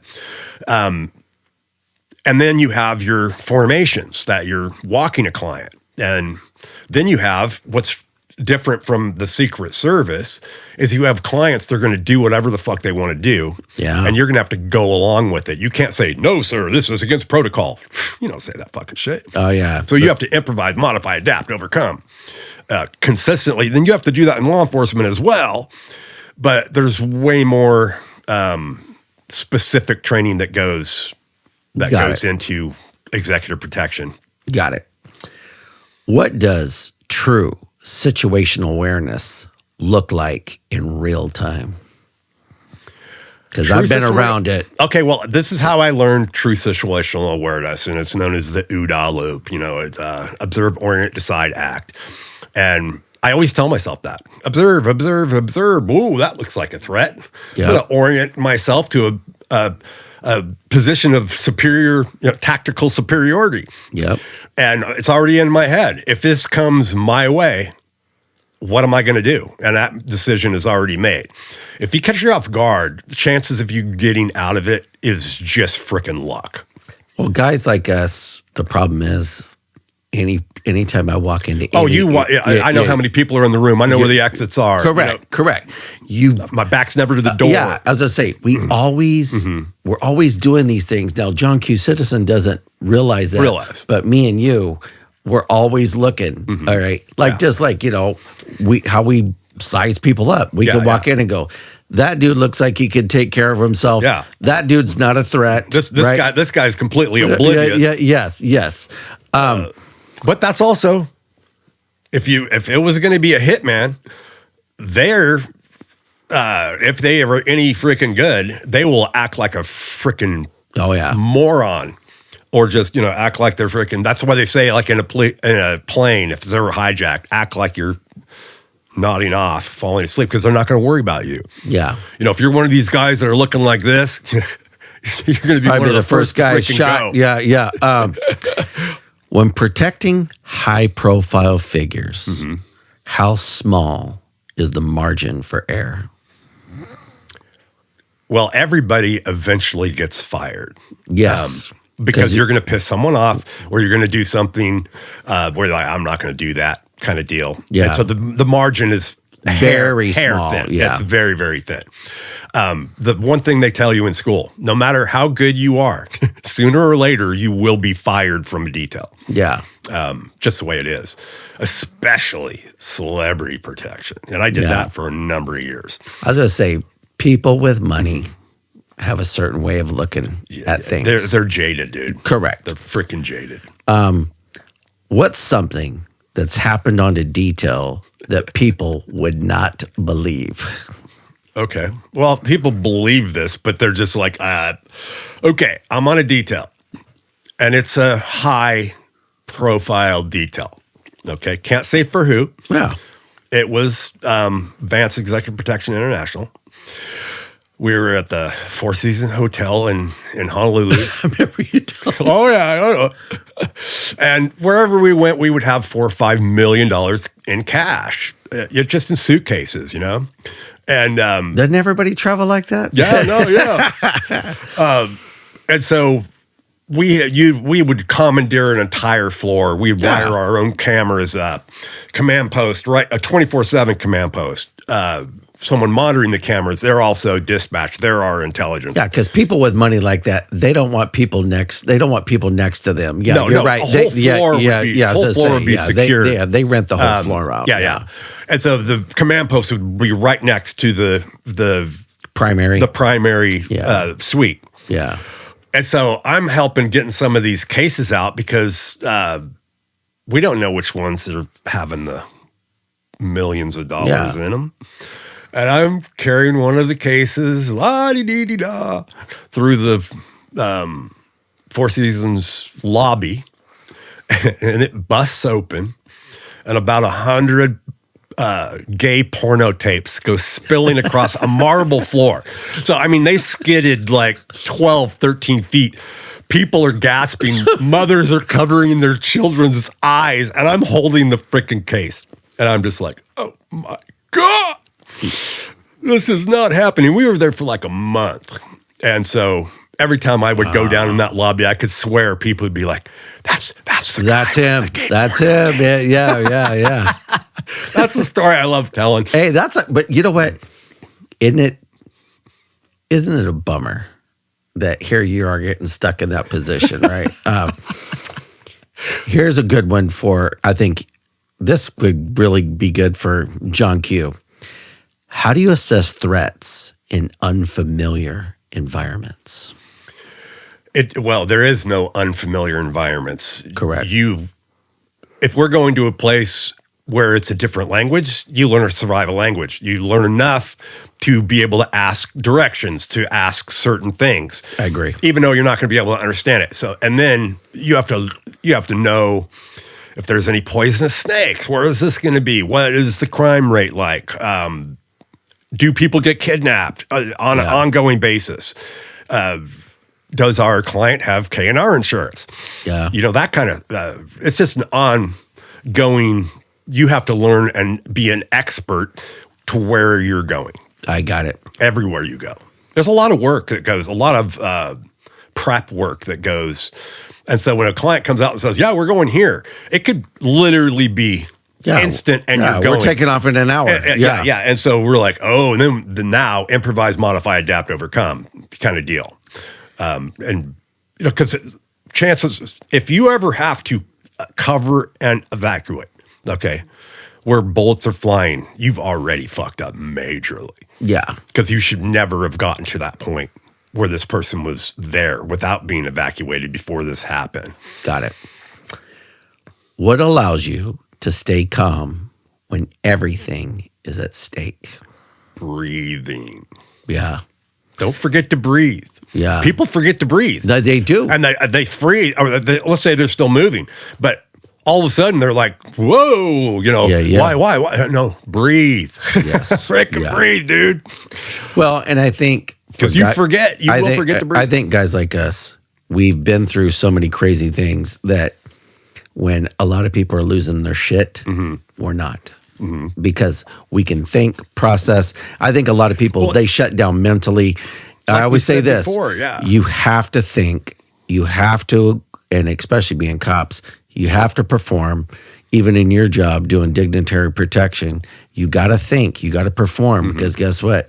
There's a lot riding on you, because especially doing dignitary protection, you mess up bad enough and your protectee is dead. There's a lot of scrutiny. I've had to cover and evacuate on numerous occasions. And we don't even know if it was a real deal or not, but it was real enough to, if we hadn't have covered and evacuated and there was a shooting, that's the end of your career. I was going to say, you got to you got to treat everything like it is real. Oh, because absolutely. You don't know. You don't know. You don't know. You don't want to go, is that real? No, you're covering and freaking evacuating. I agree. How do you build trust quickly with individuals at the highest levels? Well, they're all in the fraternity, okay? They've all gone through selection. I would not compare that to military selection. No. But it was very freaking difficult. Like for instance, I was up against shooters, real shooters. Yeah. SEALs, CAG guys, Green Berets. And they had playing cards, chest and head. If you flew one of those playing cards, you were kicked out and you were done. Yeah. So you had to be a freaking shooter. And especially in protection work, because cops can't shoot for shit. Correct. On the most part, you had to be an absolute expert shot, because if someone else got shot. Now, again, if you're ever drawing your gun and in a firefight in executive protection, you already fucked up. Yeah. Cover and evacuate. There's usually a CAV unit, which is a counter assault vehicle that takes care of the threat. If you're on a protectee and you're on that team, you would cover and evacuate no matter if people are shooting at you. You would not shoot back. you're covering his body and taking the freaking hits. If there are any, get him in the vehicle and get out, and then a cav unit will come in and take care of the threat. Got it. For instance, Secret Service cav unit, there's a minigun in one of the back of those freaking SUVs, full blown in a seat with a guy that has a helmet, just like in the wherever he goes, the thing freaking turns. Okay, and those cars, they can throw spikes, they can throw grease, they can throw smoke. Unbelievable. Some of the stuff is James Bond kind of stuff. Oh, yeah. What the Secret Service does. I didn't agree. have that. Yeah. We just had guys that were armed, but there would be someone that came in, even if it was just one or two guys. Again, we did not have the same resources as the Secret Service does. Well, you know this though, but two guys with some handguns and that are decently very trained, good shots can absolutely you can eliminate threats. Here's one: what's more dangerous, predictable threats or unknown variables? Unknown variables by far, big time. Yeah, because you never know. You have no idea, and you can't even tell how I'm going to react to something. You can hope. Yes. You could freaking hope. And this is why you have to say it's not about you, it's about the guy next to you. Correct. Because you could freeze if it was just you, but if it's your mom sitting next to you or your best friend sitting next to you, you react completely differently than if something happened to like myself. Got it. Have you ever had to act instantly to stop something critical? Yeah. Okay. There was, okay. Drawing a gun on somebody? No. This would be film industry. Oh, okay. And I've had to make decisions that completely ruined $1 million freaking shot.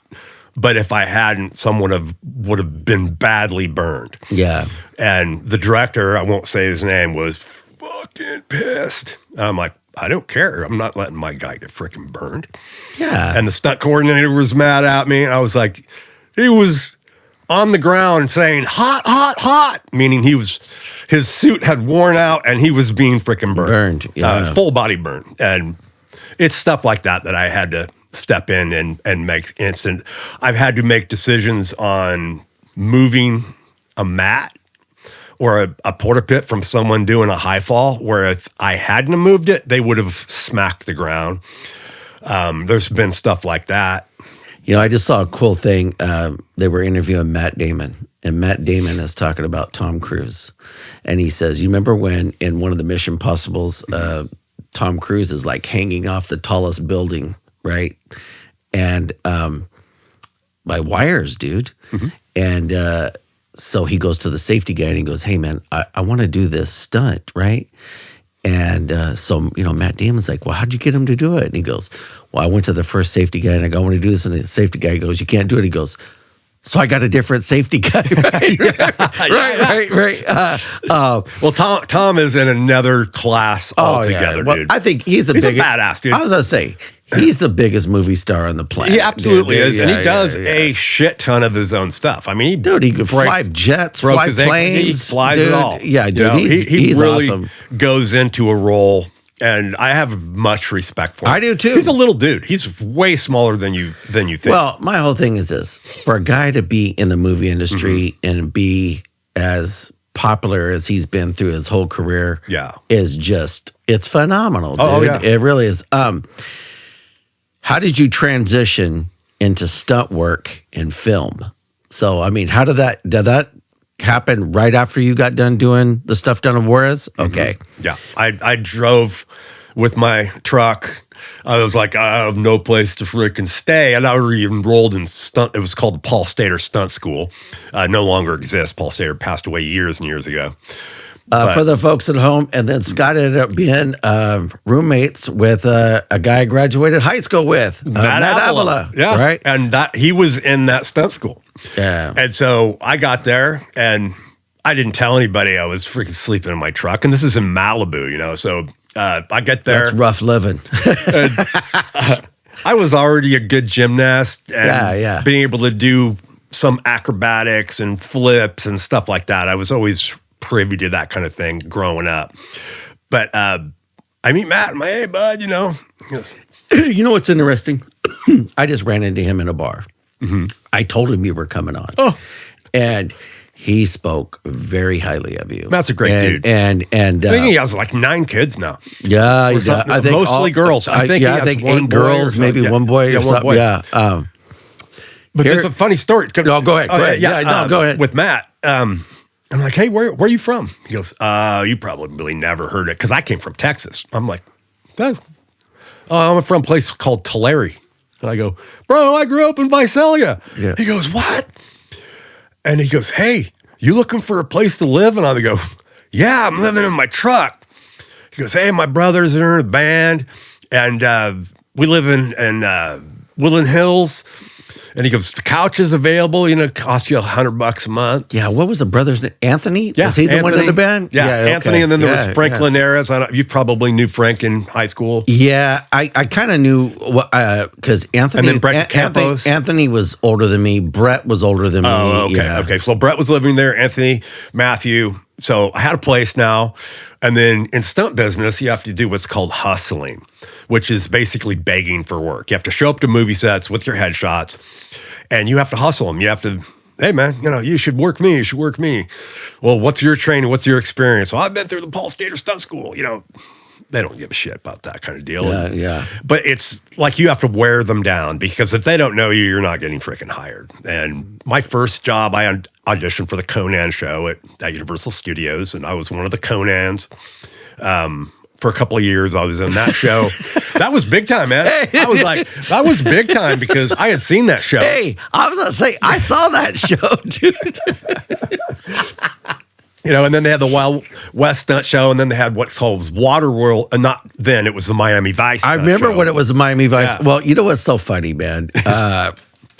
The Conan show, that thing was actually kind of cool, man. It was bitching, dude. And I remember they had, you actually walked it actually looked like the temple inside. Oh, yeah. It looked like a... Yeah, right out of the movie. Temple of Doom. Yeah. And that's so much goes with the story. That's where I met Anthony DeLongis, who was my whip teacher. He was a fight choreographer. That's where I learned sword. And we became super good friends. And over the years, we worked together and more and more and more. But Underworld's now going to be coming up, and this is where it all began in the early 90s. All right, let's get to that. Okay. So, for the folks at home, there's a movie called Underworld. It is my favorite vampire flick of all time. Anytime I'm flipping through the channels and it's on, I watch it. I love that movie. I do too. I'm pretty to it. Yeah, and I'm going to tell you this. I love Kate Beckinsale. I love her character, Celine. I love that movie. I trained her. Yeah, I know you did. And this is another story. This can go on. Well, I mean, yeah, here's the thing.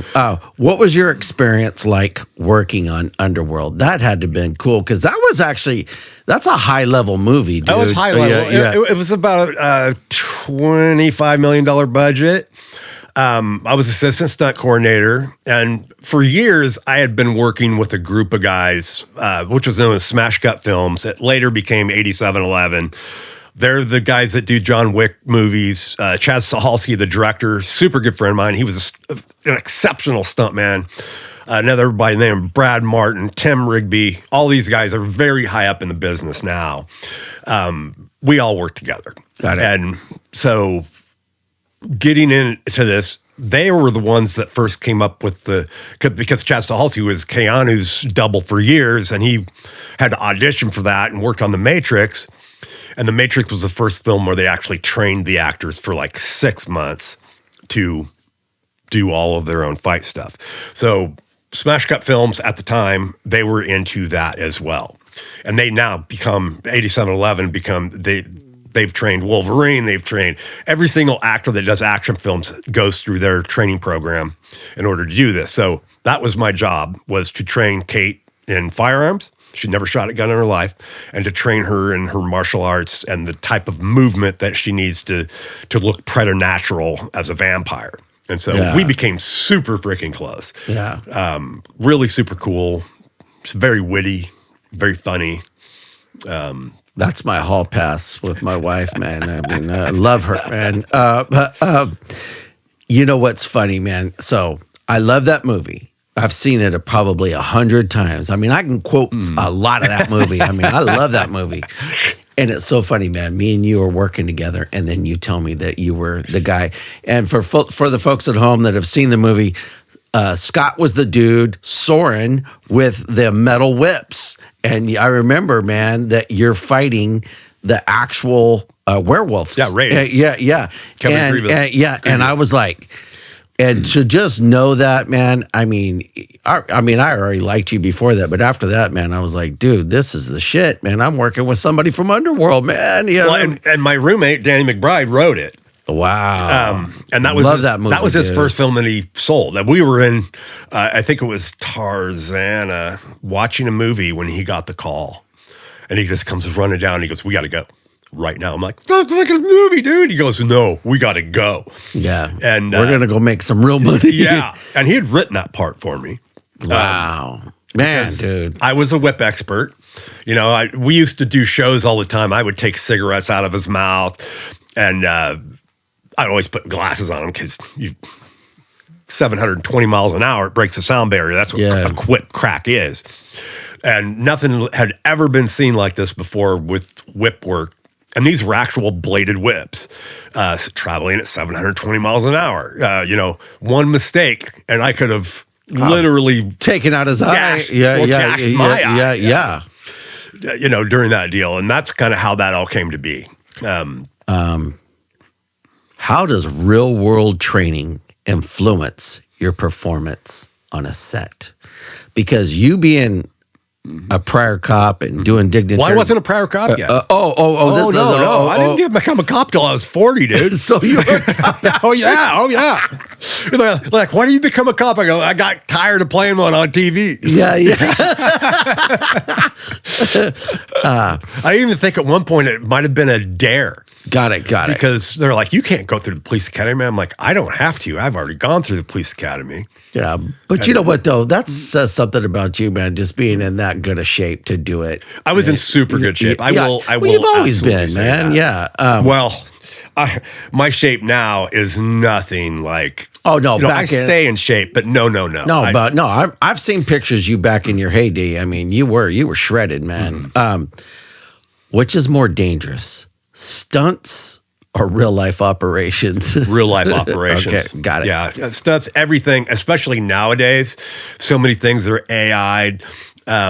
And wires, because wires are so easy to erase. Back in the day, there were no wires. Yeah. Unless you were being jerked, like a jerk line with what's called an air ram, getting blown through the freaking air. But all that does is launch you. It doesn't catch you. You're through the air, and then you're freaking landing. And a lot of times it's not on a mat. It's on the fucking ground. Yeah.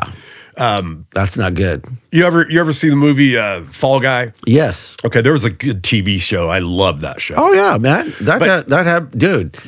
Anything, dude, with the Bionic Man in it, dude. Well, Dave Leitch directed that, and he was another one of our guys with Smash Cut Films, and him and Chad became top end directors. And so that was about as real as it got, even though it was a comedy. And he says a lot of stuff in there when he shows them over and over again, light him on fire, launch him, where he slams his back into the rock over and over and over. Yeah. And that's really, now you're getting paid an adjustment per every time you're doing that. Yeah, but dude, I've had stuff where I'm like, all right, I'm probably going to the hospital, and you have to do it anyway. Didn't you tell me you had to like throw yourself down a set of stairs? Metal stairs. Yeah, like half a dozen times. Oh yeah, and I was a big dude, so I couldn't pad up like other people because all the directors, I would always play a bad guy that would get shot, or I didn't double anybody because there was just Arnold, that was my size, and he already had a stunt double. Yeah. So by then, they would always want to see the guns, or it makes you look like more of a bad guy. I could put knee pads on, I could put hip pads on, but my arms are freaking... Yeah, so now you're going down metal stairs, probably getting dinged, and I've broken 13 bones. Yeah. It hurts. And most of the time, it's going to hurt, and you just have to cowboy up. You got to suck it up. Was that the most physically demanding stunt you ever had to do? No. What's the most physically demanding one?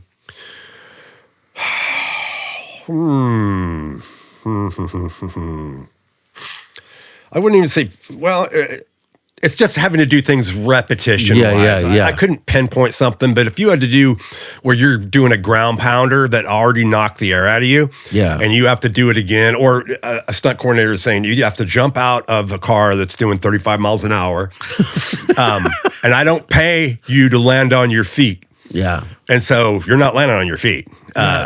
You're just boom, hitting and rolling and trying to take the kiss out of the freaking deal. But I've had the air knocked out of me so freaking bad before. I was like, yeah, and it's scary to get the air knocked out of you. It's just, I've torn my ACL. I've took a sword in the eye.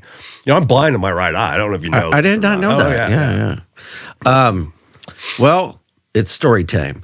I am a master storyteller, and I got a story for you. Okay, perfect. Okay, so me and we called it Magnet at the time, but that was like the Joint Agency Task Force, right? We're doing gangs. Well, we ended up in Cutler, right? And so what had happened was there were these guys that had kind of went off into this area that was actually fenced off, and it was surrounded by some ditch banks. Well, these guys were living in that fenced off area, but they had burrowed like almost little mini apartments into the side of these ditch banks, right? And at night, they would come into Cutler, and if it wasn't bolted down, these guys thought it belonged to them. So a lot of the citizens, during the day, they knew they were safe, but at night, they would wake up and a lot of stuff would be gone. And these guys were just thieving the heck out of that little town. So we get intelligence. This is where they're living. So me and the guys, we park out there, and we have to walk through like 6 foot tall weeds to get to these dudes, right? Yeah. And man, the night, I remember the moon was very bright, so you could almost see without a flashlight. But anyways, we get out there, man, and when you're walking through those weeds, I remember there was something about walking through those weeds. It was almost like the weeds were telling us, turn back, boys. Turn back. Children of the corn, It was. All right, we're going to get to that in a second. So we finally get there, and I got my flashlight, and I'm looking, and these guys have burrowed almost homes into the side of these ditch banks.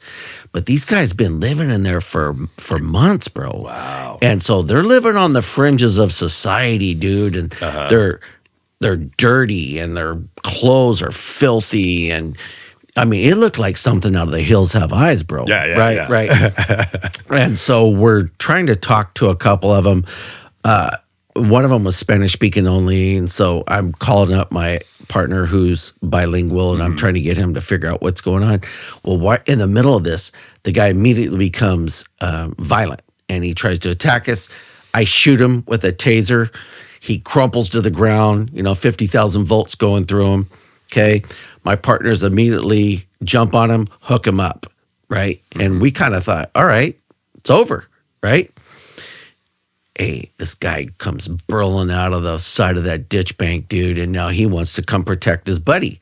So he charges us. So I drop the spent cartridge. I put another one on there, and it fires, right? But, dude, at point blank range, and it goes right into my index and ring finger. But buries into the bone, okay? Now, I didn't get shocked, but I remember I took out a knife. Was it because the barbs were too close together? Correct. So you might have got a little buzz out of it. But correct. I didn't get zapped. But anyways, separation. I cut the wires. I tried to pull the barbs out. Dude, they are anchored into the bone, dude. So me and a guy named Smythe, we're walking through, and I tell Smythe, I go, hey, dude, drive me to the hospital. They're going to have to pull these things out. So it wasn't a life and death situation, but Smythe got a little excited, so he's driving like 90 miles an hour. What do you think happens? We get pulled over by the highway patrol, right? So the highway patrol stops us. So Smythe goes, hey, man, we're cops. The guy comes up to my side. And I go, hey, buddy, I show him this. And I remember the Chippy looked at me and he kind of shook his head like back and forth, almost like number one of shock, but two of like feeling sorry for me. And he's like, all right, boys, head on, but slow down. So we're all right. So anyways, we get to the hospital. We go in there, and I remember the doc. The doc looks at me, and he's like, yeah. He's like, so he pulls out these gargantuan-looking pliers, and he pulls them out. And he's actually having to twist back and forth. Yeah. So he, it got my attention, right? So boom, pulls one out, pulls out the second one, and he goes, that was only the opening act. He goes, because they penetrated the bone. Yeah. He goes, I got to put antibiotics in there because you're going to be very susceptible to infection. Yeah. Cephalitis kind of infection. Dude, so he pulls out this needle, Scott. And dude, I remember the needle parts like this long, right? It looked like something out of a horror movie, but it also looked like this is going to go and be painful in a way that most people don't experience. Oh, yeah. Dude, so he sticks that needle in that first hole. And I remember the pain was white hot. Mm-hmm. Boom! And he puts it in there. And then he's like, I'm sorry, Jay, but we got to do the other one, dude. So he pulls it out, gets some more medicine, and rams it in there. Dude, I kid you not, man. It wasn't like I was going to pass out, but it just hurt bad. Enough to turn your... Correct. White. So anyways, he goes ahead and bandages me up. Well, I finished out the rest of my shift.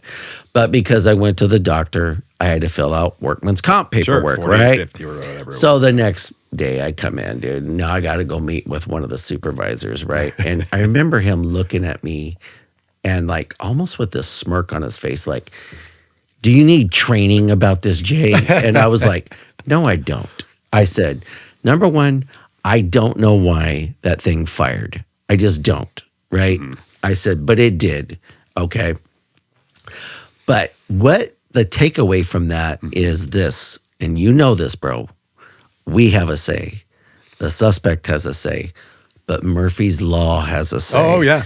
And, anything that can go. Yeah. And I always say this, and sometimes Murphy's Law doesn't knock. Oh, it kicks down the door. It kicks down the door. Never knocks. And I just remember that the pain, I remember the lesson, and then I remember the amount of resin I took because everyone's like, you shot yourself with a taser, right? But I just remember that and that story.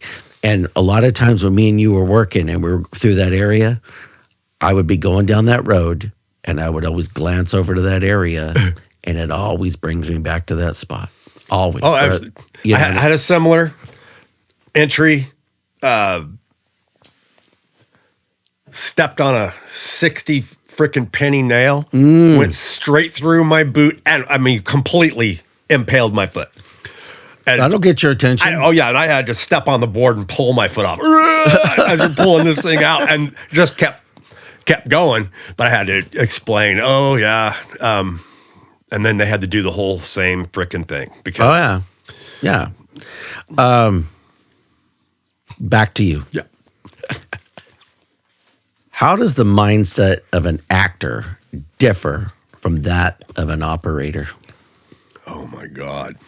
Night and day. Sure. Night and day. And again, now acting is a tough job. No, it is. And not everybody. I was going to say, if everybody can do it. Most of them are tougher than people give them credit for because they are freezing their asses off for hours at a time. Depending on what they're doing, and you have to sit in a freaking chair and have glue smear over your face for 7-8 hours as they're putting prosthetics on you, things of that nature. But it is just not, you can't even compare to police compared to an actor. And many of them, they think, I would really do this because I've been on a ride along, because they'll go on a ride along with Pete. They're going to be playing a cop.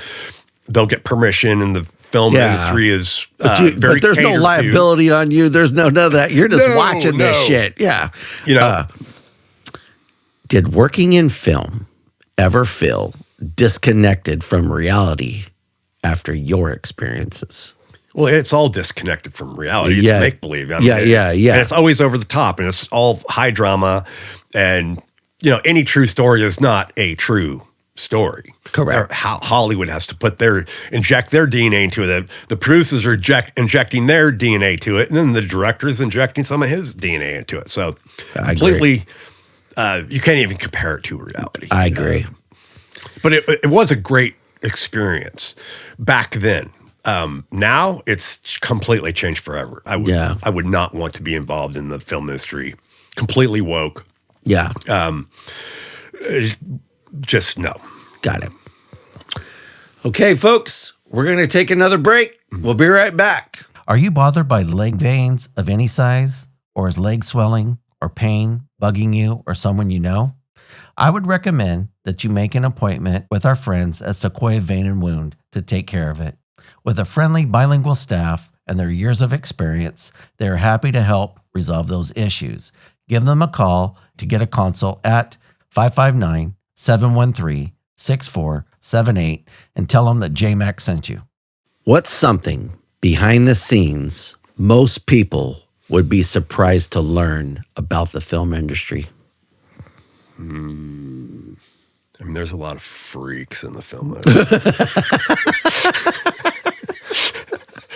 You hear about the Epstein files today? Okay, we all knew that stuff existed. We didn't know who it was, but we all knew it existed. Or even pedophiles in Hollywood. What's the Weinstein dude? Harvey Weinstein. Harvey. Just freaking weird. It is. There's some strange people. It was a blast. Don't get me wrong. But nowadays, with what I know, I would never I was young. Well, I was looking through your film credits, right? I'm a huge 90210 fan. Oh. And for the fact that you were on Melrose Place, dude, what'd you play on Melrose Place? I played this, it was called The Creep. It was called The Creep. And I can't even remember the actress's name. She was this redhead. And I pull out a butterfly knife and try to rob her. And she's like, oh my God, he has a knife. And this guy, I think it was Rob Estes, and I later stunt doubled him as well. That's not a good idea, my man. And I slash at him with the knife, and then he beats the shit out of me. And that was it. Got it. But, hey, man, but you're on Melrose Place, dude. I used to. So you actually looked me up on IMDb, huh? I did look you up, dude. Not everything I've done is on there. I know that, but for the folks at home, you've got more than 30 entries that show of all the movies you've been on. And there's about 10 missing. I was going to say that, but just what I found, I was impressed, bro. I was impressed. I was in it for 20 years. Yeah. I still get residual checks to this day. Love it. And this is a funny story. Scott Baio, Taft-Hartley me into the union. That's the hardest thing to have done, is you can't work without a union card, and you can't get a union card unless you work. SAG, right? Yeah, SAG, Screen Actors Guild. Yeah. And I was an extra on a TV show called Baby Talk.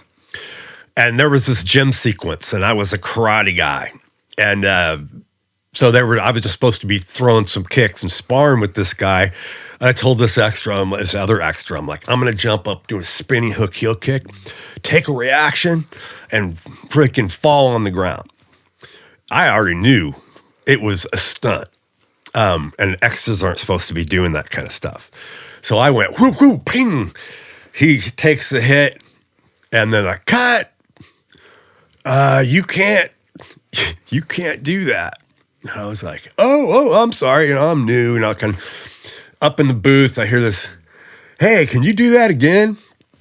Very distinct sounding voice. I'm like, oh, this is Chachi up in the freaking booth. Yeah. I did it again. The guy takes a reaction, and the next thing I knew, they had contracts down, and we were signing contracts, and they Taft-Hartley us into the union.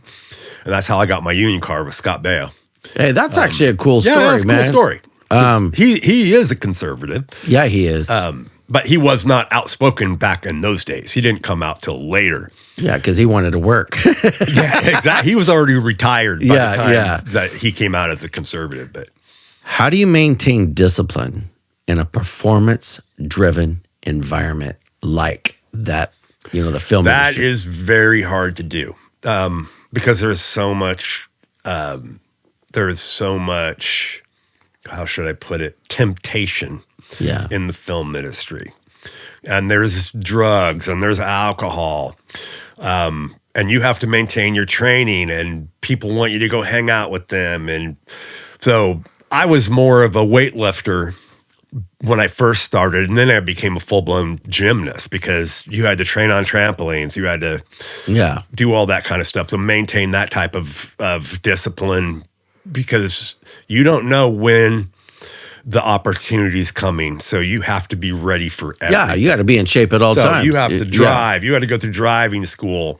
You know, as far as jumping a car or rolling a car, the precision driving to get to the ramp takes precision. Once you hit the ramp, you're a fucking passenger, dude. There's nothing else you can do. And for the folks at home, Scott was the guy that drove the car that hit Marcellus Wallace in Pulp Fiction, dude, which is awesome. Did that industry ever try to pull you away from your purpose? And sounds like it did. Oh, yeah. Here's a good one. Why is firearms education more important now than ever? Well, just look at how everything is going. We were all raised around firearms, you and I. You knew, and you were afraid of your parents, okay? Correct. If you fucked around with a firearm that was in the house, oh my God, would you get an ass beating from frickin' hell. Yeah. You can't beat kids' asses anymore. Even if you can as a spanking, it's so against the norm now. Yeah, it's outside People of just do society. not I was going to say, it's outside of society. They don't discipline now. their children anymore. So now it has to be, yes, it is training and there is accountability, and the accountability is on the parents. I mean, they got away with a lot when we were kids. And I'm sure all of this happened all over the place. You just didn't hear about it. It wasn't the internet. Yeah, correct. You know, there were people that played with guns and shot themselves in the frickin' face and, you know, all kinds of things. So training is essential. I agree. What's the biggest mistake people make when it comes to gun ownership? They don't pay. Well, first off, it could be very, they take things for granted. That I always say, I saw in my career, a lot of improper storage. I mean, improper storage for sure. Improper training, finger on the trigger. Correct. That's a big thing in Hollywood. We used to have finger outside the trigger guard until you are ready to fire. Blanks will still kill you. Well, dude, look at Brandon Lee. You know, even before that, John Eric Hexon. I was going to say when we were young, John Eric Hexon. Yeah. And you know, it's like as cops, we get it drilled in our heads over and over and over and over. But civilians don't get that. And I mean, hey, I've been at parties when people are drinking or they've had too much. Hey, Jay, let me show you this no gun. I always tell people, show it to me when you're sober. Alcohol and guns, they don't mix. Big note. And I won't mention names here, but I used to practice with friends, dry firing, you know, dry fire, just for trigger control and things of that nature. And we had finished training and usually would say, and there would not be any ammo in the room when we were training. Well, reloaded, everything, CCW. I'm walking. And this guy just draws and boom, and fires. Missed my head by like this. Hit a plaster wall, plaster shattered into my face. I thought I was hit. But we were training and so much repetition and you just spaced. Well, you know what? Every time I would train people with guns, I used to say this, you know, and, you know, one of the biggest tenets of training people is this. Do not point a weapon unless you're ready to destroy whatever that you're pointing at. Yeah. But I used to tell people, I catch you fucking around and goofing off out here once, you're gone, because it's too serious of training. Yeah. You have to take it like, I mean, dude, I've seen some, accidental discharges. People could have got killed. Oh, absolutely. And what does responsible concealed carry actually require? Responsible concealed carry. For one, responsible would mean, okay, and this is recently is different because you have to qualify now to get your CCW, whereas before you didn't have to. Yeah. So guys would be carrying a gun for 20 years and never freaking shot the gun ever once. And so what do you think you're going to do? You think you're going to just put your shot on target when you've never shot a freaking gun before and you're out there carrying in the field and you could miss your target and hit somebody else? Yeah. That kind of deal. I agree. Way overlooked. People don't train enough. It should require quarterly, I think, or at least yearly. Well, even like, at Visalia, we would shoot every 90 days, right? I brought this up many times. I think we should be shooting monthly. Oh, right. Yeah, because way more. Because first off, and number one, this. It is a perishable skill. It is a perishable skill. And I used to, that's the hardest part of the police academy is the shooting. Yeah, and I used to tell guys, hey, man, because we had some cops that didn't shoot well, and I used to say this, you need to ramp this up. You need to go take a course. You need to go do, I would tell a lot of people, go to that gun site, go to a high level, because your skills, unfortunately, for being a police officer are horrible. Yeah. And it almost makes you think how'd they get through the academy. But then again, the academy is the bare minimum. It's the bare minimum. When you see 10 officers were in a shooting and 40 rounds were expelled, the suspect took 3 rounds. That is just laughable. Yes. Of how bad of shooting that is. Well, this, and then you introduce stress, real world. Well, this is why we say, okay? real world group like this, is going to become like this in a stressful situation. So if you shoot a group like this, not stressful, and you go into stress, now you're missing your target. Yeah. And so you could hit someone else. I totally agree. How do you train someone to think under pressure instead of just reacting? I think the only way to do that is repetition. You know what I used to do? People can't really think through stuff like that. You will freeze. I'm sure there are people out there that would argue this fact on me, but I'm like, let's go back on your training and watch and see how much repetition was involved in this particular skill. You know what I used to do as a range master is I would always introduce time. Time puts pressure on people, right? Oh, it does. And being out of breath. Yeah. And so, sometimes, run up the hill, come back, and then let's do this. Give me 2 shots, drop a magazine, put a fresh one in, give me one to the head, right? But now let's try to do this under, let's say, 10 seconds, right? Dude, and you're right. Once you start closing in that gap of time, people concentrate on the time. And I used to say this, smooth is fast. Slow is smooth, smooth is fast. Yeah. And I used to tell them, if you're trying to rush, you're going to mess. But if you can just, move as expeditiously as you can, but just concentrate on the mechanics. Yeah. Drop the magazine, another one in, up on target. I would tell people, move like warm honey. Yeah. It's very fluid, but fluid is freaking fast. Yeah. Like Gene Hackman in that Eastwood movie, Unforgiven. He'll be in a hurry and he'll miss. Yeah. This is about as fast as I can draw my gun, aim and shoot and hit anything outside of the outside of a barn, that kind of deal. So that's very important. What separates confidence from true competence? Being competent and having competence. Confidence. Oh, confidence. Confidence versus competence. Oh, well, some people could have a different outlook on themselves. They're confident. They're like, oh, I'm completely competent, when they're absolutely a freaking idiot. And, I agree. Delusions of grandeur. Yes, yes. Delusions of grandeur. Confident. Some people are overconfident. I was never. I'm more of a shy, keep to myself kind of person. Everyone thinks I'm outgoing, but I'm not. I'm not a highly confident individual. Just me by myself, unless, okay, and again, I'm a slow freaking study with everything. I was not super I'm looking for the word here.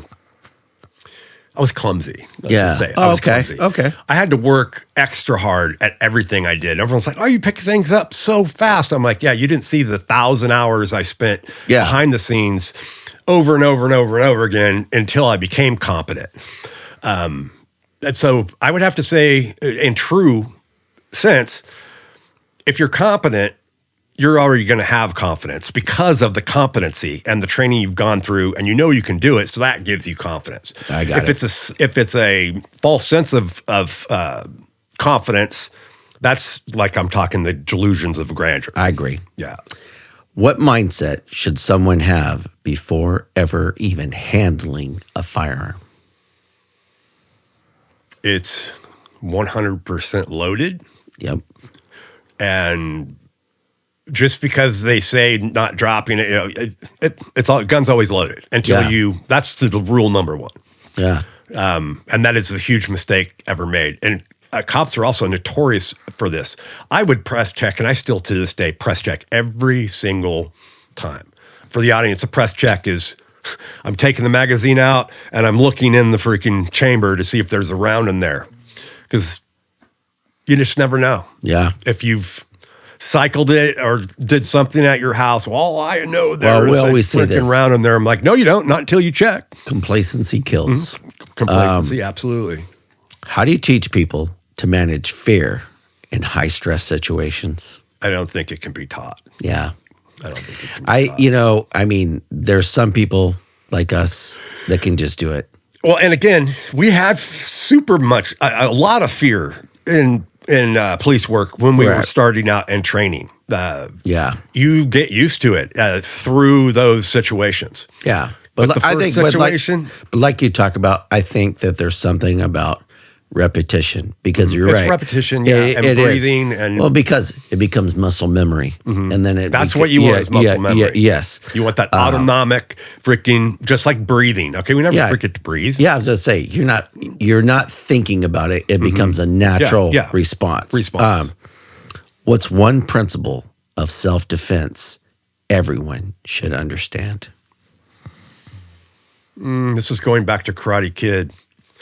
If a person can't see, can't fight. If a person can't breathe, you can't fight. If a person can't stand, well, you can't say can't stand, can't fight anymore because of jiu-jitsu and stuff like that. But there's so many different philosophies. Body follows the head. There's soft targets, eyes, nose, throat, base of skull, solar plexus, groin. You know what? Like for me, I don't get into bar fights and stuff like that. But it's like I carry myself in a certain way where people look at me and go, I don't know, Jay might smack me, and Jay would smack you, right? But that confidence comes from, and again, you were semi-pro skater? Yeah. So you had the fear factor going because you were freaking on pipe ramps and doing all dropping in. Yeah. 20 feet off of the. You know what, man? I was, and I tell you something, years later, that training became invaluable. Oh, invaluable. And probably your agility and your mobility, because you have to bend down and do all kinds of. Yeah. You know what's so funny, man? Even to this day, when I'm driving around, I'll look at a spot and be like, oh man, that'd have been a cool spot for me to skate at when I was young. Do you think you could still do a freaking slide? No, I couldn't do any of that. But you got to remember, man, back then, dude, I was 140 pounds. That's 60 pounds ago. How do you approach training beginners versus experienced individuals? You got to start off with the very, very, very basic. We always say you have to be able crawl, to break it walk, down. Yeah, absolutely. Yeah. Crawl, walk, run. You got to be able to break things down. Being a good instructor, Yeah. You have to take things and break it down into smaller steps, even. Correct. Yeah. Like you said, that's what I always say. You know what? And I've seen some training where it's like high stress, and I've actually told some instructors, okay, a guy like me, I can take that. A brand new person getting into it, dude, you're just people don't learn like that. Yeah, they have to learn, especially when we're dealing with firearms. It's too serious of a situation. Let's make sure people understand. Yeah. This is why we're doing it this way, because we're trying to keep you safe. But we've both seen situations. I've been at some trainings before, and I'm like, what the hell are we doing, man? Well, this is like, for instance, going back to the film industry of what happened to Alec Baldwin. Oh, yeah. Oh, that's all right. On that movie. Huge mistake. Mistake after mistake after mistake was made. And all they did was take the poor girl, her first armory job. She was not trained. Her father was an actual armor, and she actually did prison time. Now, she should not have been in that position to begin with. But that was everything was. Yeah, for that to happen in this day and age, you're right. It wasn't one thing. No, they had ammo in the trailer. They've been shooting after hours. Yeah. It's always this. In hindsight, you can always go, it was a series of events that led up to it. That led up to it. What does discipline look like in everyday life beyond training? I think you have to live it. You have to. It's got to be something in your DNA. You have to always be looking to that next thing, getting yourself. You have, and again, you have to muster the will to keep going with training when you're sore and you don't want to freaking do it. You know, that kind of deal. There's days that you don't want to do stuff. Oh, I don't want to do this today. I don't want to do that today. Well, you're not going to make it with that attitude. You have to be able to literally say, no matter what, 100% involved if you were going to make it in any career. I don't know. I too, I was talking to somebody that teaches a pretty high level school in law enforcement. And this is what he told me. Did you know there's only about 12 schools in law enforcement that are worth a damn? The rest are bullshit, right? And I know that we've both attended some stuff where you're walking away and going, oh man, what the hell? You know what I mean? And if we're going to send cops to training, let's send them to high-level trainings.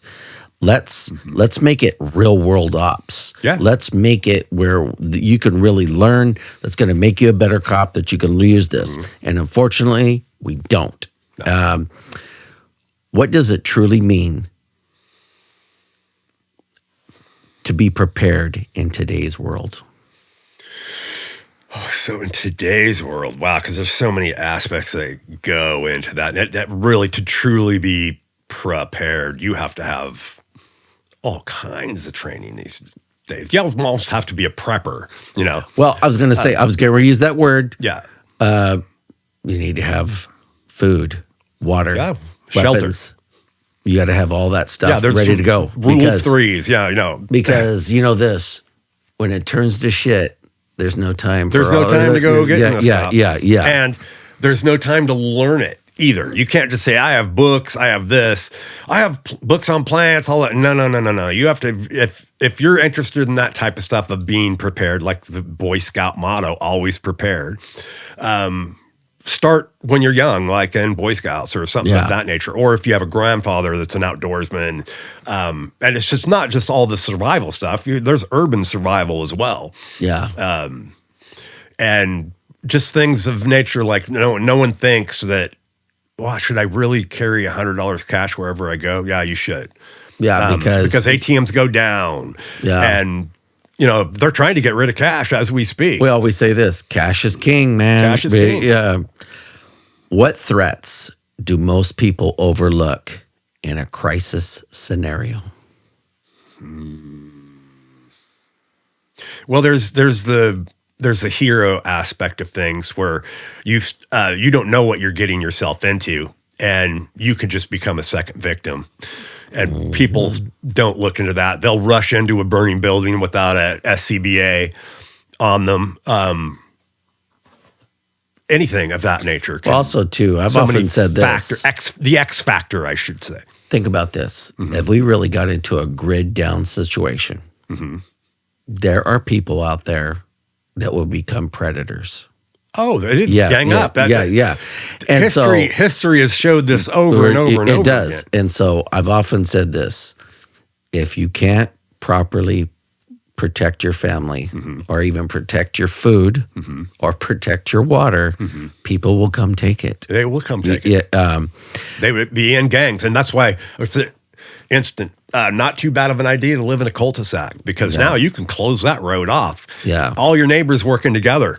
Yeah, barricade it with vehicles, armed 24/7 with whatever you have. Big time. That is something that you would have to look at in a grid down situation, because a true grid down situation, it would take 2 years to get the grid back up. Yeah. Because our infrastructure is so old and so bad, and some of the parts aren't even freaking made anymore. Horrible. They have to not invent, but there's many things that they'd have to manufacture that would take a long time to do, because we don't have the factories for it in the United States anymore. Why do people tend to delay preparation until it's too late? That's procrastination. We'll also say, too, there's a money factor, right? Because it's not cheap. No, it's not cheap, but there are other, just being ill prepared, meaning you have to learn every aspect of. I agree. To be able to come out and say, this is what I need to do. You have to be good at a lot of different things.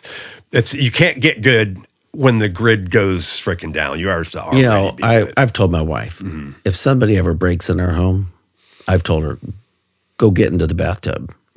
I'm going to go out there and I'm going to do what I do, which is I'm going to be a predator and I will eliminate the threat. Well, there's a weight with that as well, because you have the 2 to 4, the 1 to 4 ratio, meaning one suspect clearing a house need 4 people to do it safely. Yeah. So wouldn't it be better to barricade in your room with a shotgun behind the bed and waiting? Because if you're in the house and he knows he's in the house, by the time he reaches your room, and again, these are people without kids, but you have to have a fucking plan.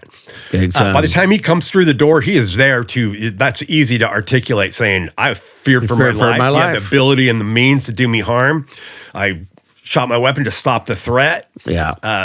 So I have to look at things, but. Well, we're trained, and, a lot of people are not. And so, for John Q. Citizen, I would tell them, hey, hunker down.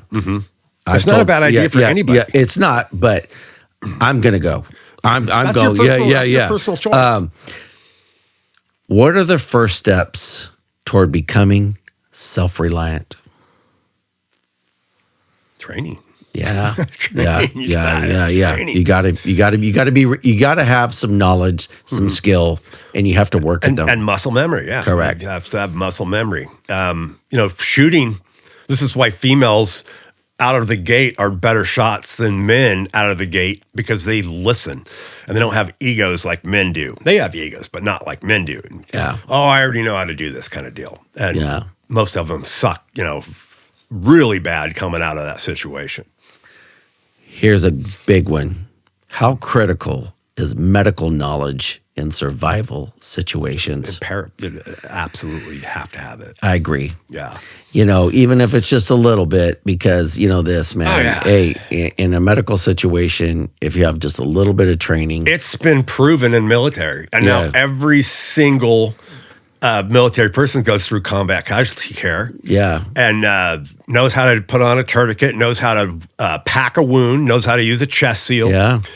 Knows how to, in military, use how to do needle thoracotomy, needle decompression. If for some reason you have a collapsed lung. Yeah.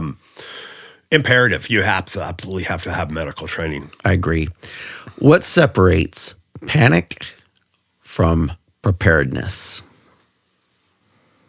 Because I think a lot of people panic. People that are prepared, guys like us, hey, we're going to roll with it. We're going to work through it. Hey, maybe it's not the best situation, but we're not going to crumble. And that's key to people. I would say I would agree with that. Yeah. I think thinking, trying to get yourself through the situation, it may not be the best situation, but at least being able to be prepared, being able to handle a situation is going to go a long way. I have water. I have shelter. I can defend my home. That means I have ammo. I have a gun. I have food. I have, but there will be people, and you can't do it by yourself. No. You have to group up, just like the gangs are going to group up. It turns into a feudal system at that point. I agree. And like The Walking Dead. I mean, it is. Yeah.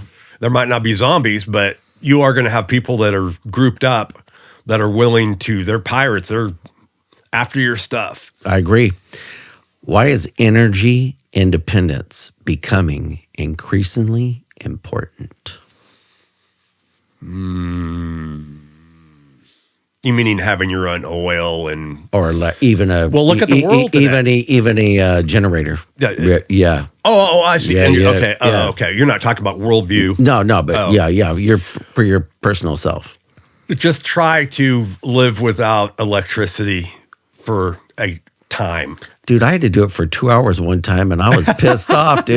Yeah. No fans going, no AC, man. I'm like, and you got to remember, you could be dealing with medical devices, things of that nature. You have to have a freaking Jenny, and it needs to be a solar-powered Jenny because fuel's the first thing freaking to go. Yeah. You need to have panels, and you need to learn about that kind of thing. Very, very important to have energy independence. I agree. I thought you meant country. Yeah. What's a common misconception about disaster readiness? I don't think people realize. I mean, unless you've been in through a disaster, and it depends on the disaster, but it's going to be it'll be tenfold what you think it's going to be. Plus, too, I mean, think about this. Just the term. Oh, that's a doomsday prepper, right? Yeah. It's almost a knock to those people. But hey, man, you know what? Well, it's good on them, man. Those are the stupid freaking TV shows that have caused that drama. I know many preppers. They're not like that at all. They're not these crazy fucks. Most of them are super smart. Yeah. That's being prepared. I agree. How do you prepare mentally for worst case scenarios without fear controlling you? Again, repetition and training. I know I say that a lot, but I truly mean it. I was going to say, mean it. If you see the common theme, I'm going here. You're talking about a clumsy geek here, okay? Yeah, but honestly, I appear to be super freaking good at what I do, and it's because I've done it thousands of times. I was going to say though, but everything you're saying right now, me and you, we know this. I'm hoping that this can help. If it helps one person, oh, absolutely, that would be great. Here's a scary question: if systems failed tomorrow, who would survive and why? That's again, I don't think you can ascertain who is going to survive. People that are willing to do extreme things, I think, are going to survive, and people that are not are not. If you're a sheeple, yes, you're going to have a hard time. Yeah. And if you're an indoor person that's never experienced anything of that nature, someone that just watches TV or lives in other fantasy land, they have no clue what a grid down situation is going to be. I totally agree. After everything you've experienced, what truth stands out most? Everything I've experienced, what truth stands out most? What is something that has served you well in your whole life? You've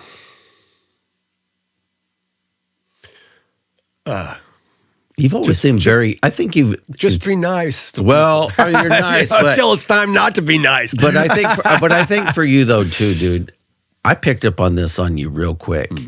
You're a very disciplined dude. Very disciplined. Well, self-discipline takes training. It does. It does. It takes training. You have to have first off, you have to have the drive to know that I have to get up every day and do this again. And then the next day I have to do it again. Next day I have to do it again. You get injured. You have to heal. Now I have to start all over again, but I have to do it again. And the next day I have to do it again. And you do that with every single thing. Like I did that with the lock. I wanted to learn how to pick locks. So I attempted picking locks every single day for 6 months.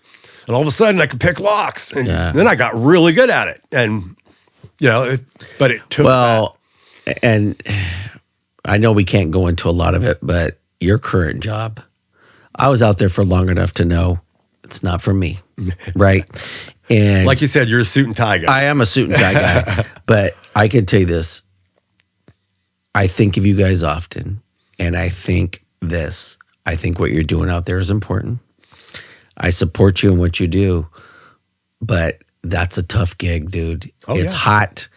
It's dusty. Super hot. It's super dirty. It's dusty. You got 20 pounds of armor for 10 hours a day. Yes. You're dealing with cartel. You're dealing with shitbags. So always know this, man. I'm always in your corner and I'm always rooting for you, brother. I appreciate that. What kind of person has this life shaped you into? A person with integrity, a person that's trustworthy. You're very much so. I live by a code, and I will never deviate from that code. So I'm the same way. Yeah. What do you carry internally that others don't see? Well, we all have our public lives, we all have our private lives, and we all have our secret lives. Yeah. And just to admit that everybody has it, but you have to admit that. Yeah. And I've talked to some people, they're like, oh, I don't have any secret life. I'm like, everybody's got a secret life. Everybody does. Being publicly humiliated is probably one of the worst things anybody could ever have done to them. Yeah. And there are certain things that all of us would not want to go public. Yeah. So there's... I got it. I don't know if I'm answering the question. That's an answer. What continues to drive you forward? Being 60 years old, wanting to make it to at least 100, want to live healthy, pain-free, and that takes work. And, I went to school to learn much about health coaching and things of that nature. And so it takes a lot of work. And let me ask you this. You just talked about something. Mm-hmm. What do you think about peptides? Good thing, bad thing? I'm not an expert on peptides. And again, there are some peptides that are very easy on the body and some that aren't. Yeah. And so GLP-1s, I think they exist out there for a good reason, but people are taking them just to lose weight, and they can screw your thyroid up really bad. People don't take that into consideration. Okay. So I think anything can be done naturally. It takes way longer, but learn about your blood work, learn how to read your blood work. Yeah. Real easy to look things up online. Get a copy of your blood work. You should run blood work twice a year. And, look for vitamin and mineral deficiencies, because there's certain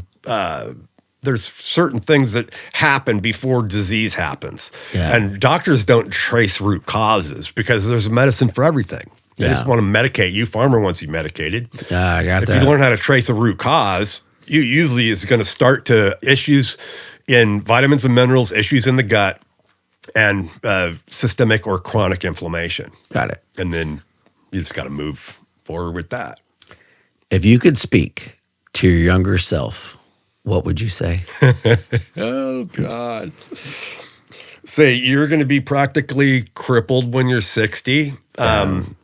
Outside of, I'm not crippled, but I deal with a severe back injury. I remember when we were out there. I remember you told me sometime, hey, man, my back is killing me. I focus on mobility now instead of, I still train with weights, but not being like I used to. I focus on mobility and yoga and things of that nature. I think a lot of people who trained heavy, you get damaged. I was gonna say it's not good.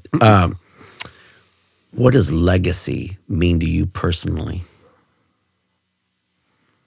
I don't know. It'd be hard for me to answer that question. All right. How about this one? What do you hope? Because I really don't care about legacy. Okay. To be honest with you, I don't care what people think about me. I don't care that I'm remembered. I think I have an interesting story. You got a great story. But I really don't care. Okay, I got it. All right. What do you hope people take away from your story?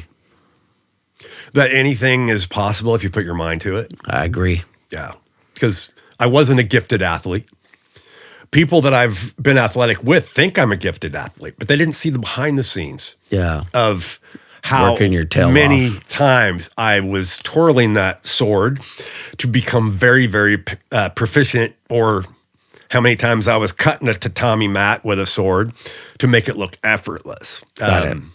And usually it takes me longer than everybody else. If it was like a gifted athlete compared to someone that was 2 left feet, Got it.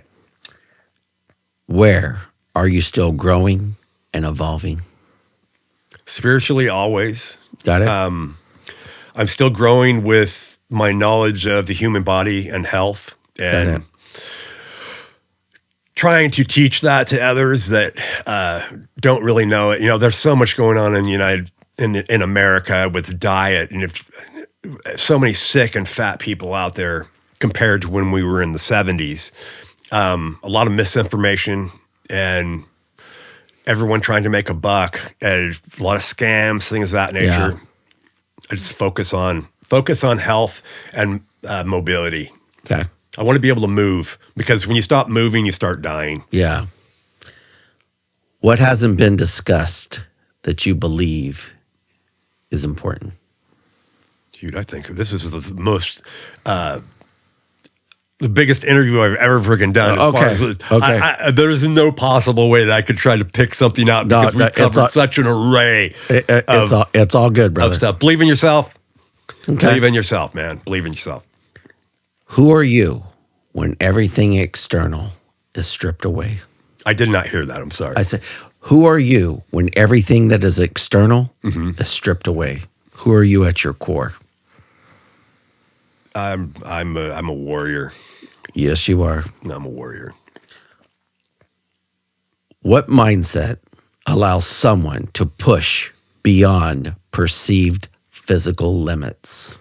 This is a good one, because we have what's called a governor in our brain that will shut your body down before it breaks, usually. Yeah. Okay. Like with being a circus strongman. Okay. Yeah. That's where we're going with this. Oh, and that was during the same time as I was a stuntman. Yeah. Okay. You have to shut that governor off. This is why apes are so strong. They don't have a governor. Yeah. They're really not as like 10 times stronger than a person. They're about 1.5 times stronger, like a chimpanzee, but they don't have that governor. And so if you train to take that governor out, you have the strength of 2 instead of 1 now. But it is a high pain level that you have to overcome. Yeah. And most people can't do it. That hurts too much. Well, you have to have the conditioning and the tendons and the connective tissue and stuff like that, but you still have to get through that governor. Well, I can tell you this. There's something about guys like us. I'm a warrior too, right? We do things and have been in things that most people could not and would not want to imagine. They would not want to imagine it. They like to read stories about so they can kind of try to put themselves in shoes with some sort of empathy. But you have to live it to do it. You have to live it to freaking do it. And here's a good one for you. How much of strength is mental versus physical? 99% mental, 1%. I agree. I learned that in the military. Well, this is how the woman lifts up the car to save her grandchild, or that. Yeah. Our brain, we only use 1/10 of our brain. Got it. And if you put your mind to something, truly put your mind to something, it's just amazing what you can accomplish. I agree. When did you first recognize your ability to endure beyond others? Well, and for the folks at home real fast, what I'm talking about this, Me and Scott were working one day, and he jumps out of his truck and he pulls out a horseshoe, a real metal horseshoe, and he bent it into an S. Now, I'm a strong dude. I tried to do it. Bro, that is hard to do. Oh, yeah. And it hurts like a motherfucker, dude. Yeah. And you have to block that pain. Yeah. And I will tell you this. Then I researched you on Google, and man, I saw you ripping phone books and taking an apple and ripping an apple and decks of cards and I mean, bursting a nail through board. Yeah, I mean, I was gonna say the stuff that you do. I mean, the average Joe Schmo is not going to be able to do. I was impressed watching you bend that horseshoe because I was like, damn, dude, that's some serious strength to do that. Well, it was there were things in martial arts. This is where it probably started, Shaolin monks and the gurus of India and things like that. They always showed feats of strength to show off their prowess and things of that nature. But North American Circus Strongman, it was a carnival show, and these guys were professional wrestlers, but this is back when wrestling was real. Yeah. And they were really submission wrestling matches. And wrestling's not real. Well, it evolved into I mean, it evolved like from the real into like WWE's into not the real. show. Yeah. And so that was the history of the Circus Strongman. And so it's kind of an old time. It's called Old Time Circus Strongman. And I trained with a grandmaster. I was always interested. I would love to be able to do that. And it took a long time. It took me a couple of years of conditioning to get to where I could do that. Well, I'm going to tell you something. I was impressed, bro. How do you train precision alongside power? Because that looked like it took it. I could tell it was taking power, but I could tell that you're being very precise with your movements. And there's technique. There's leverage points. Yeah. But it's not just about that. It's about blocking that pain out. When you think your hands are going to break like an untrained person, they wouldn't be able to do it most of the time because they think that the bones are going to break. Well, I know the bones aren't going to break because I've conditioned my bones and I've conditioned my tendons. Yeah. My tendons look different than other people's tendons. They look like freaking cords, Yeah. where someone's tendons might not even show up. But you can see the tendons look completely very pronounced because they've been built to withstand that. Yeah. But you still feel the pain. And so you have to be able to block that pain out. And that is where it's at right there. You literally have to ignore the pain. Got it. And so most people are not going to want to do that. No, most people don't. And then I tell people, hey, try to take yourself outside your comfort zone every day. Make yourself uncomfortable every day. That learn how to deal with discomfort. I got it. All right. What does strength represent to you beyond the physical? It all comes down to spiritual, dude, with me. Got it. Spiritual, being a warrior, knowing I'm going to deal with whatever it takes to deal with a situation, no matter what. Got it. What draws someone into investigative work at its core? Well, I was retired, meaning they retired me. I didn't want to retire, but they retired me. And that was at this point in time, I was like, what can I do? Yeah, with all those skills. With all the skills that I have, but I don't consider myself an operator anymore. I'm past that, Yeah. I wouldn't do any of that work at my age at 60 years old. There's a time to hang it up. Yeah. And so I'm a fairly smart guy and already knew investigative work. And I'm like, this is something This is a natural transition. Yeah. But you remember as well, you're like, dude, you got to take your PI exam. I'm like, not ready for it, Jay. Not ready for it. Because I was overstudied for it, But I finally did. And I took it. But I'm horrible with written tests. So. You know what's interesting for the folks at home? A lot of cops fail that written test, that PI test. PI test. I studied really. I passed it my first time, but I would tell you this: I know some cops that have taken it 2, 3, 4, 5 times. Fail, and because they're still thinking like a cop. Yeah, I was going to say, that's what I tell guys. You cannot think like a cop when you take that test. Yeah. How do you separate truth from deception in complex situations? I can read people pretty well. Me too. I read That's body my language. gift. That's my gift. Yeah, I can read body language. I've been trained in body language, and you get that feeling. I can tell when someone's lying to me. Oh yeah. You can tell when someone's just a bullshitter, no matter what they do. Time. It's like big time. What is the most difficult aspect of uncovering the truth? I always say this. Sometimes we learn stuff that we don't want to know. Yeah, we don't want to know. That's so true, Jay. Yes. So true. Yeah. It's like, man, sometimes when you get down to brass tacks of shit, wish I was just in the dark. Yeah, I will tell you this. You know what, man? I mean, I got out of doing defense work because, and my next book, I really touch on it, but I will tell you this, man. There are 3 cases. One of them, when I think about it, I almost want to cry. Okay? I can see it in your eyes right now. Yeah. And I will tell you this. I knew this. I don't want to use my skills, my intellect, to be in defense of people that do this type of stuff. Yeah. No. And you know what? I've never... Money doesn't mean shit. No, I won't work for defense I was going to say, attorneys. Money don't mean shit when you hate what you do. I could have made a fortune in defending gang members as a gang expert. There is no way in hell I would do that. I agree. I agree. You sell your soul. Big time. How has investigative thinking changed how you view the world? For me, it was for the worse, bro.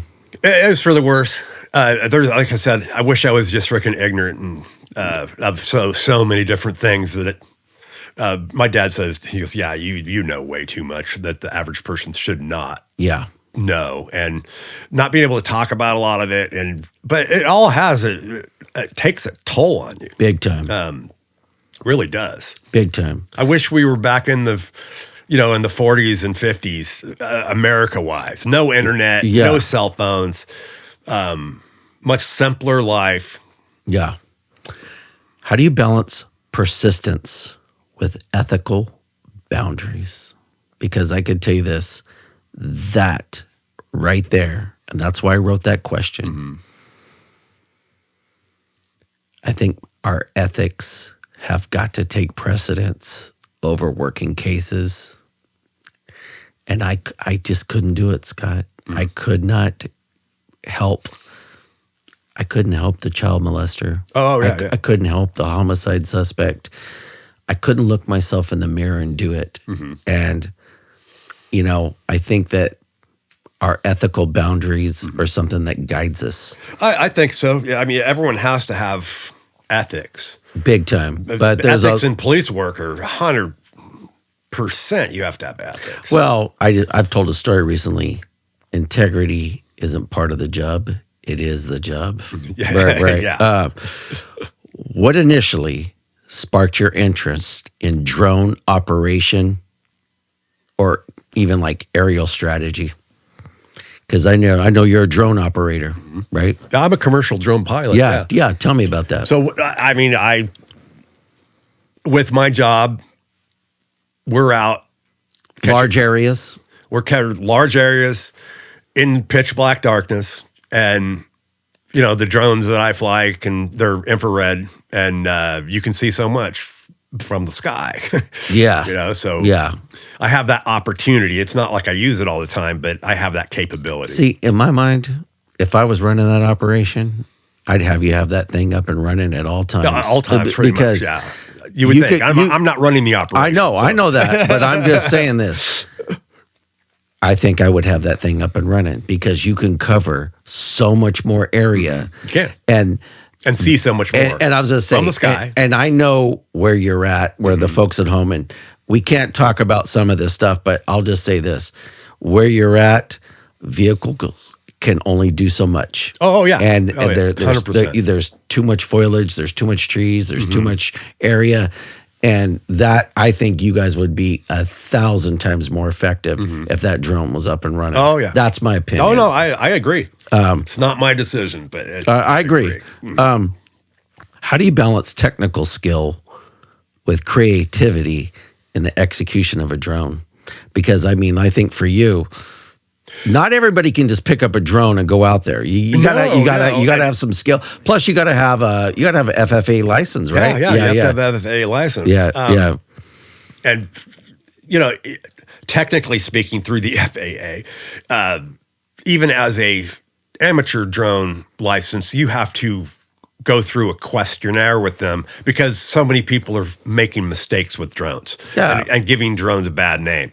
Yeah, because you can't fly over like correctional facilities. You can't. I mean, you can't go over like an airport. There's controlled airspace. Yeah. You can't fly over football games. You can't fly over sports of any kind. You're not supposed to be hovering over people ever. Yeah, because if it falls out, it could kill somebody. Yeah, especially the size drone I fly, it would kill someone. Yeah. How big of a drone do you have? It's about 8 pounds, fully outloaded, about like that. Yeah, but 8 pounds coming from a couple hundred feet up. That's scary. Teledyne FLIR Bosom camera, so it's one of the best infrared cameras you ever made, and looks from the sky, looks like something out of Avatar. The glowing freaking forest of Avatar. Really freaking cool. Nice. But what's one of those drones go for? What's that thing cost? 12,000. Oh Jesus! Okay. And then there's way more. Oh yeah. There's drones that are out. I mean, they have drone crop dusters now. Dude, think about this, dude. I mean, even our military.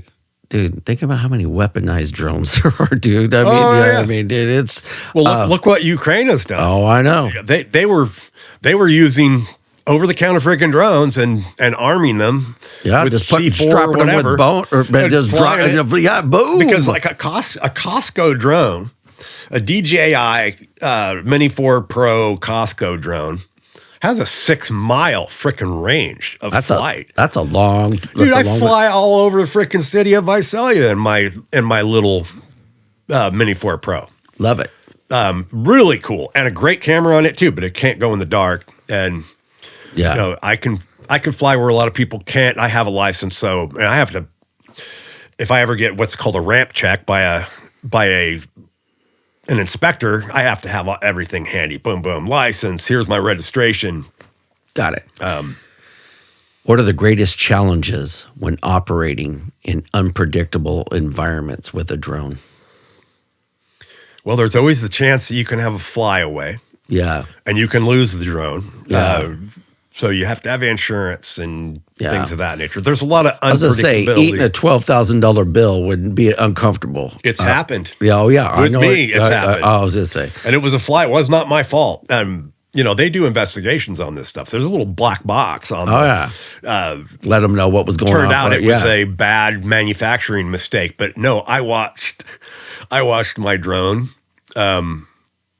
impale into the ground. No, it didn't impale. It just the controller, nothing. It was a flyaway and it wouldn't control. And it was over the top of a freaking dairy, and it landed itself into a pen with about 1,000 cows, and it just got pulverized into the freaking dust.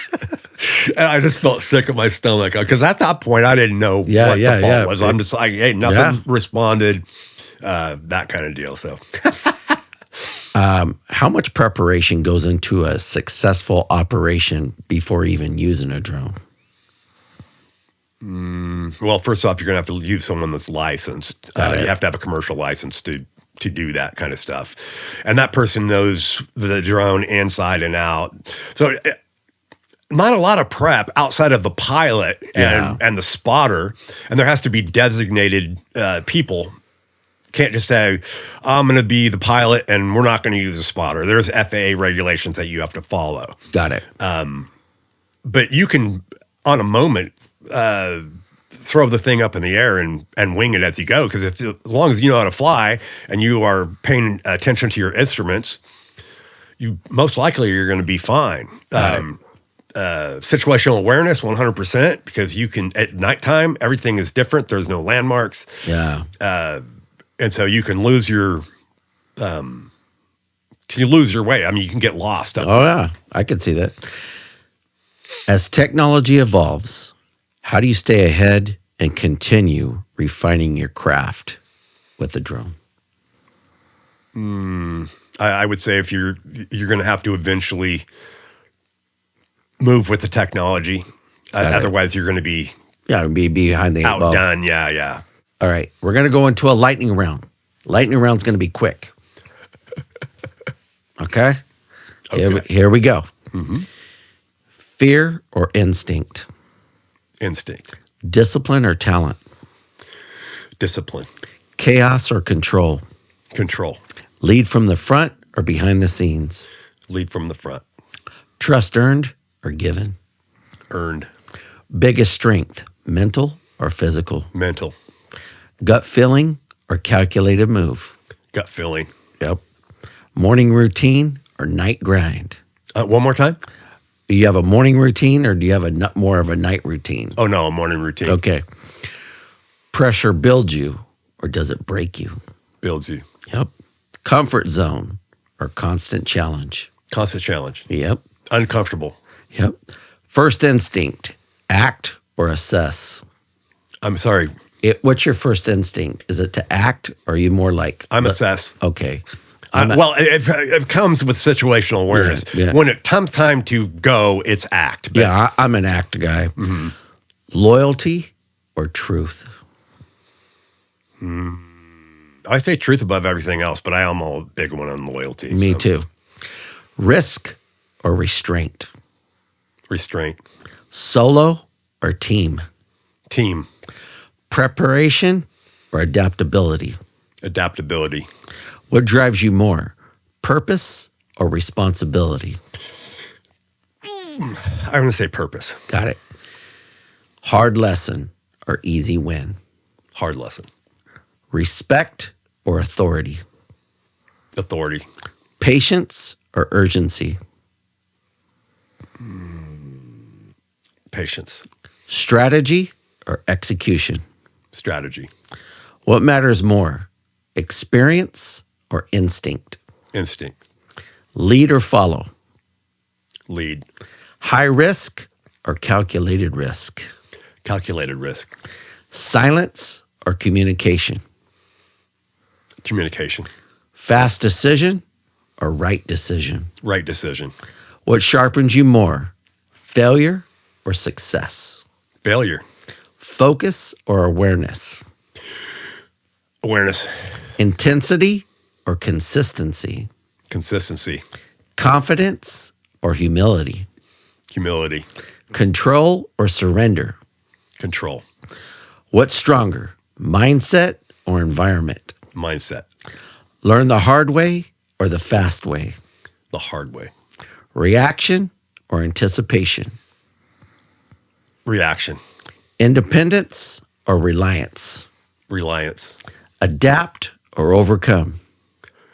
Well, both right in the beginning. I take both. Okay. Adapt becomes before overcome because that's the ending. But yeah, Okay. sorry. What defines you more, past or future? Past. Pressure in the moment or pressure after? Pressure in the moment. Trust yourself or trust the process? Trust the process. Action or reflection? Action. Win or learn? One more time. Win or learn? Are you either going to win or are you going to learn? Oh, win. I thought you said win. I'm deaf. Dude. No, Sorry. no, it's all good. Win or learn. I would say learn. What's harder, starting or finishing? Starting. Lead with logic or emotion? Logic. What lasts longer, fear or discipline? Discipline. Push through or step back? Push through. Damn right. Strength or endurance? I say strength. What's more dangerous, overconfidence or hesitation? Hesitation. Big time. Big time. What builds reliance, pain or repetition? Repetition. Okay. What matters most, mission or outcome? Mission. What shapes you more, loss or growth? Growth. At your core, who are you? Warrior. Damn right. I want to read you a quote. Mm-hmm.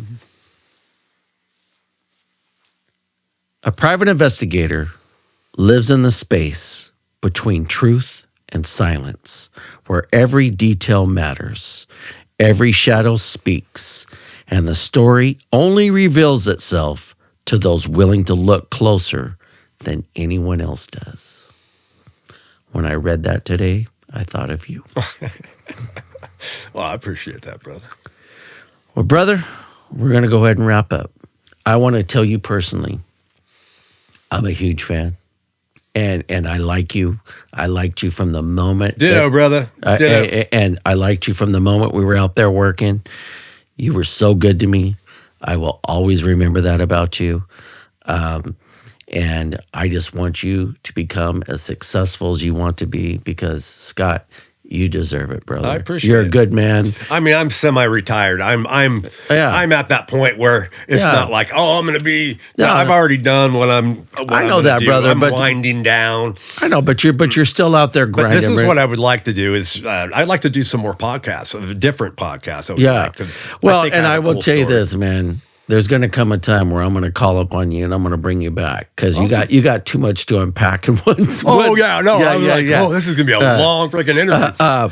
So before we wrap up, is there anything that you would like to say? Oh no, I'm good, dude. Okay. I'm good. Yeah. Say be true to yourself. Okay. You can create your own self-discipline. Repetition, man. That's the easiest thing. If you want to get good at something, do it over and over and over and over again. And is there anything you would like to say to me personally before we wrap up? I feel the same way about you. Okay. You've always been super freaking cool. And again, we have a lot of the same childhood friends. Yes. And I've been wanting to do this for a long time. Our schedules have been off. We, finally was able to make it work. I agree. And I had a great time today. Yeah, I'm glad you did, man. And you know what? It was an honor to have you on, man. Of somebody of your caliber to come in here. It was a true treat for me, man. Oh, cool. Well, folks, we're going to go ahead and wrap up. Next week, I'll have a new guest. And so I'll leave you with my quote I always leave you with. Good luck, God bless, and Godspeed. See you next episode.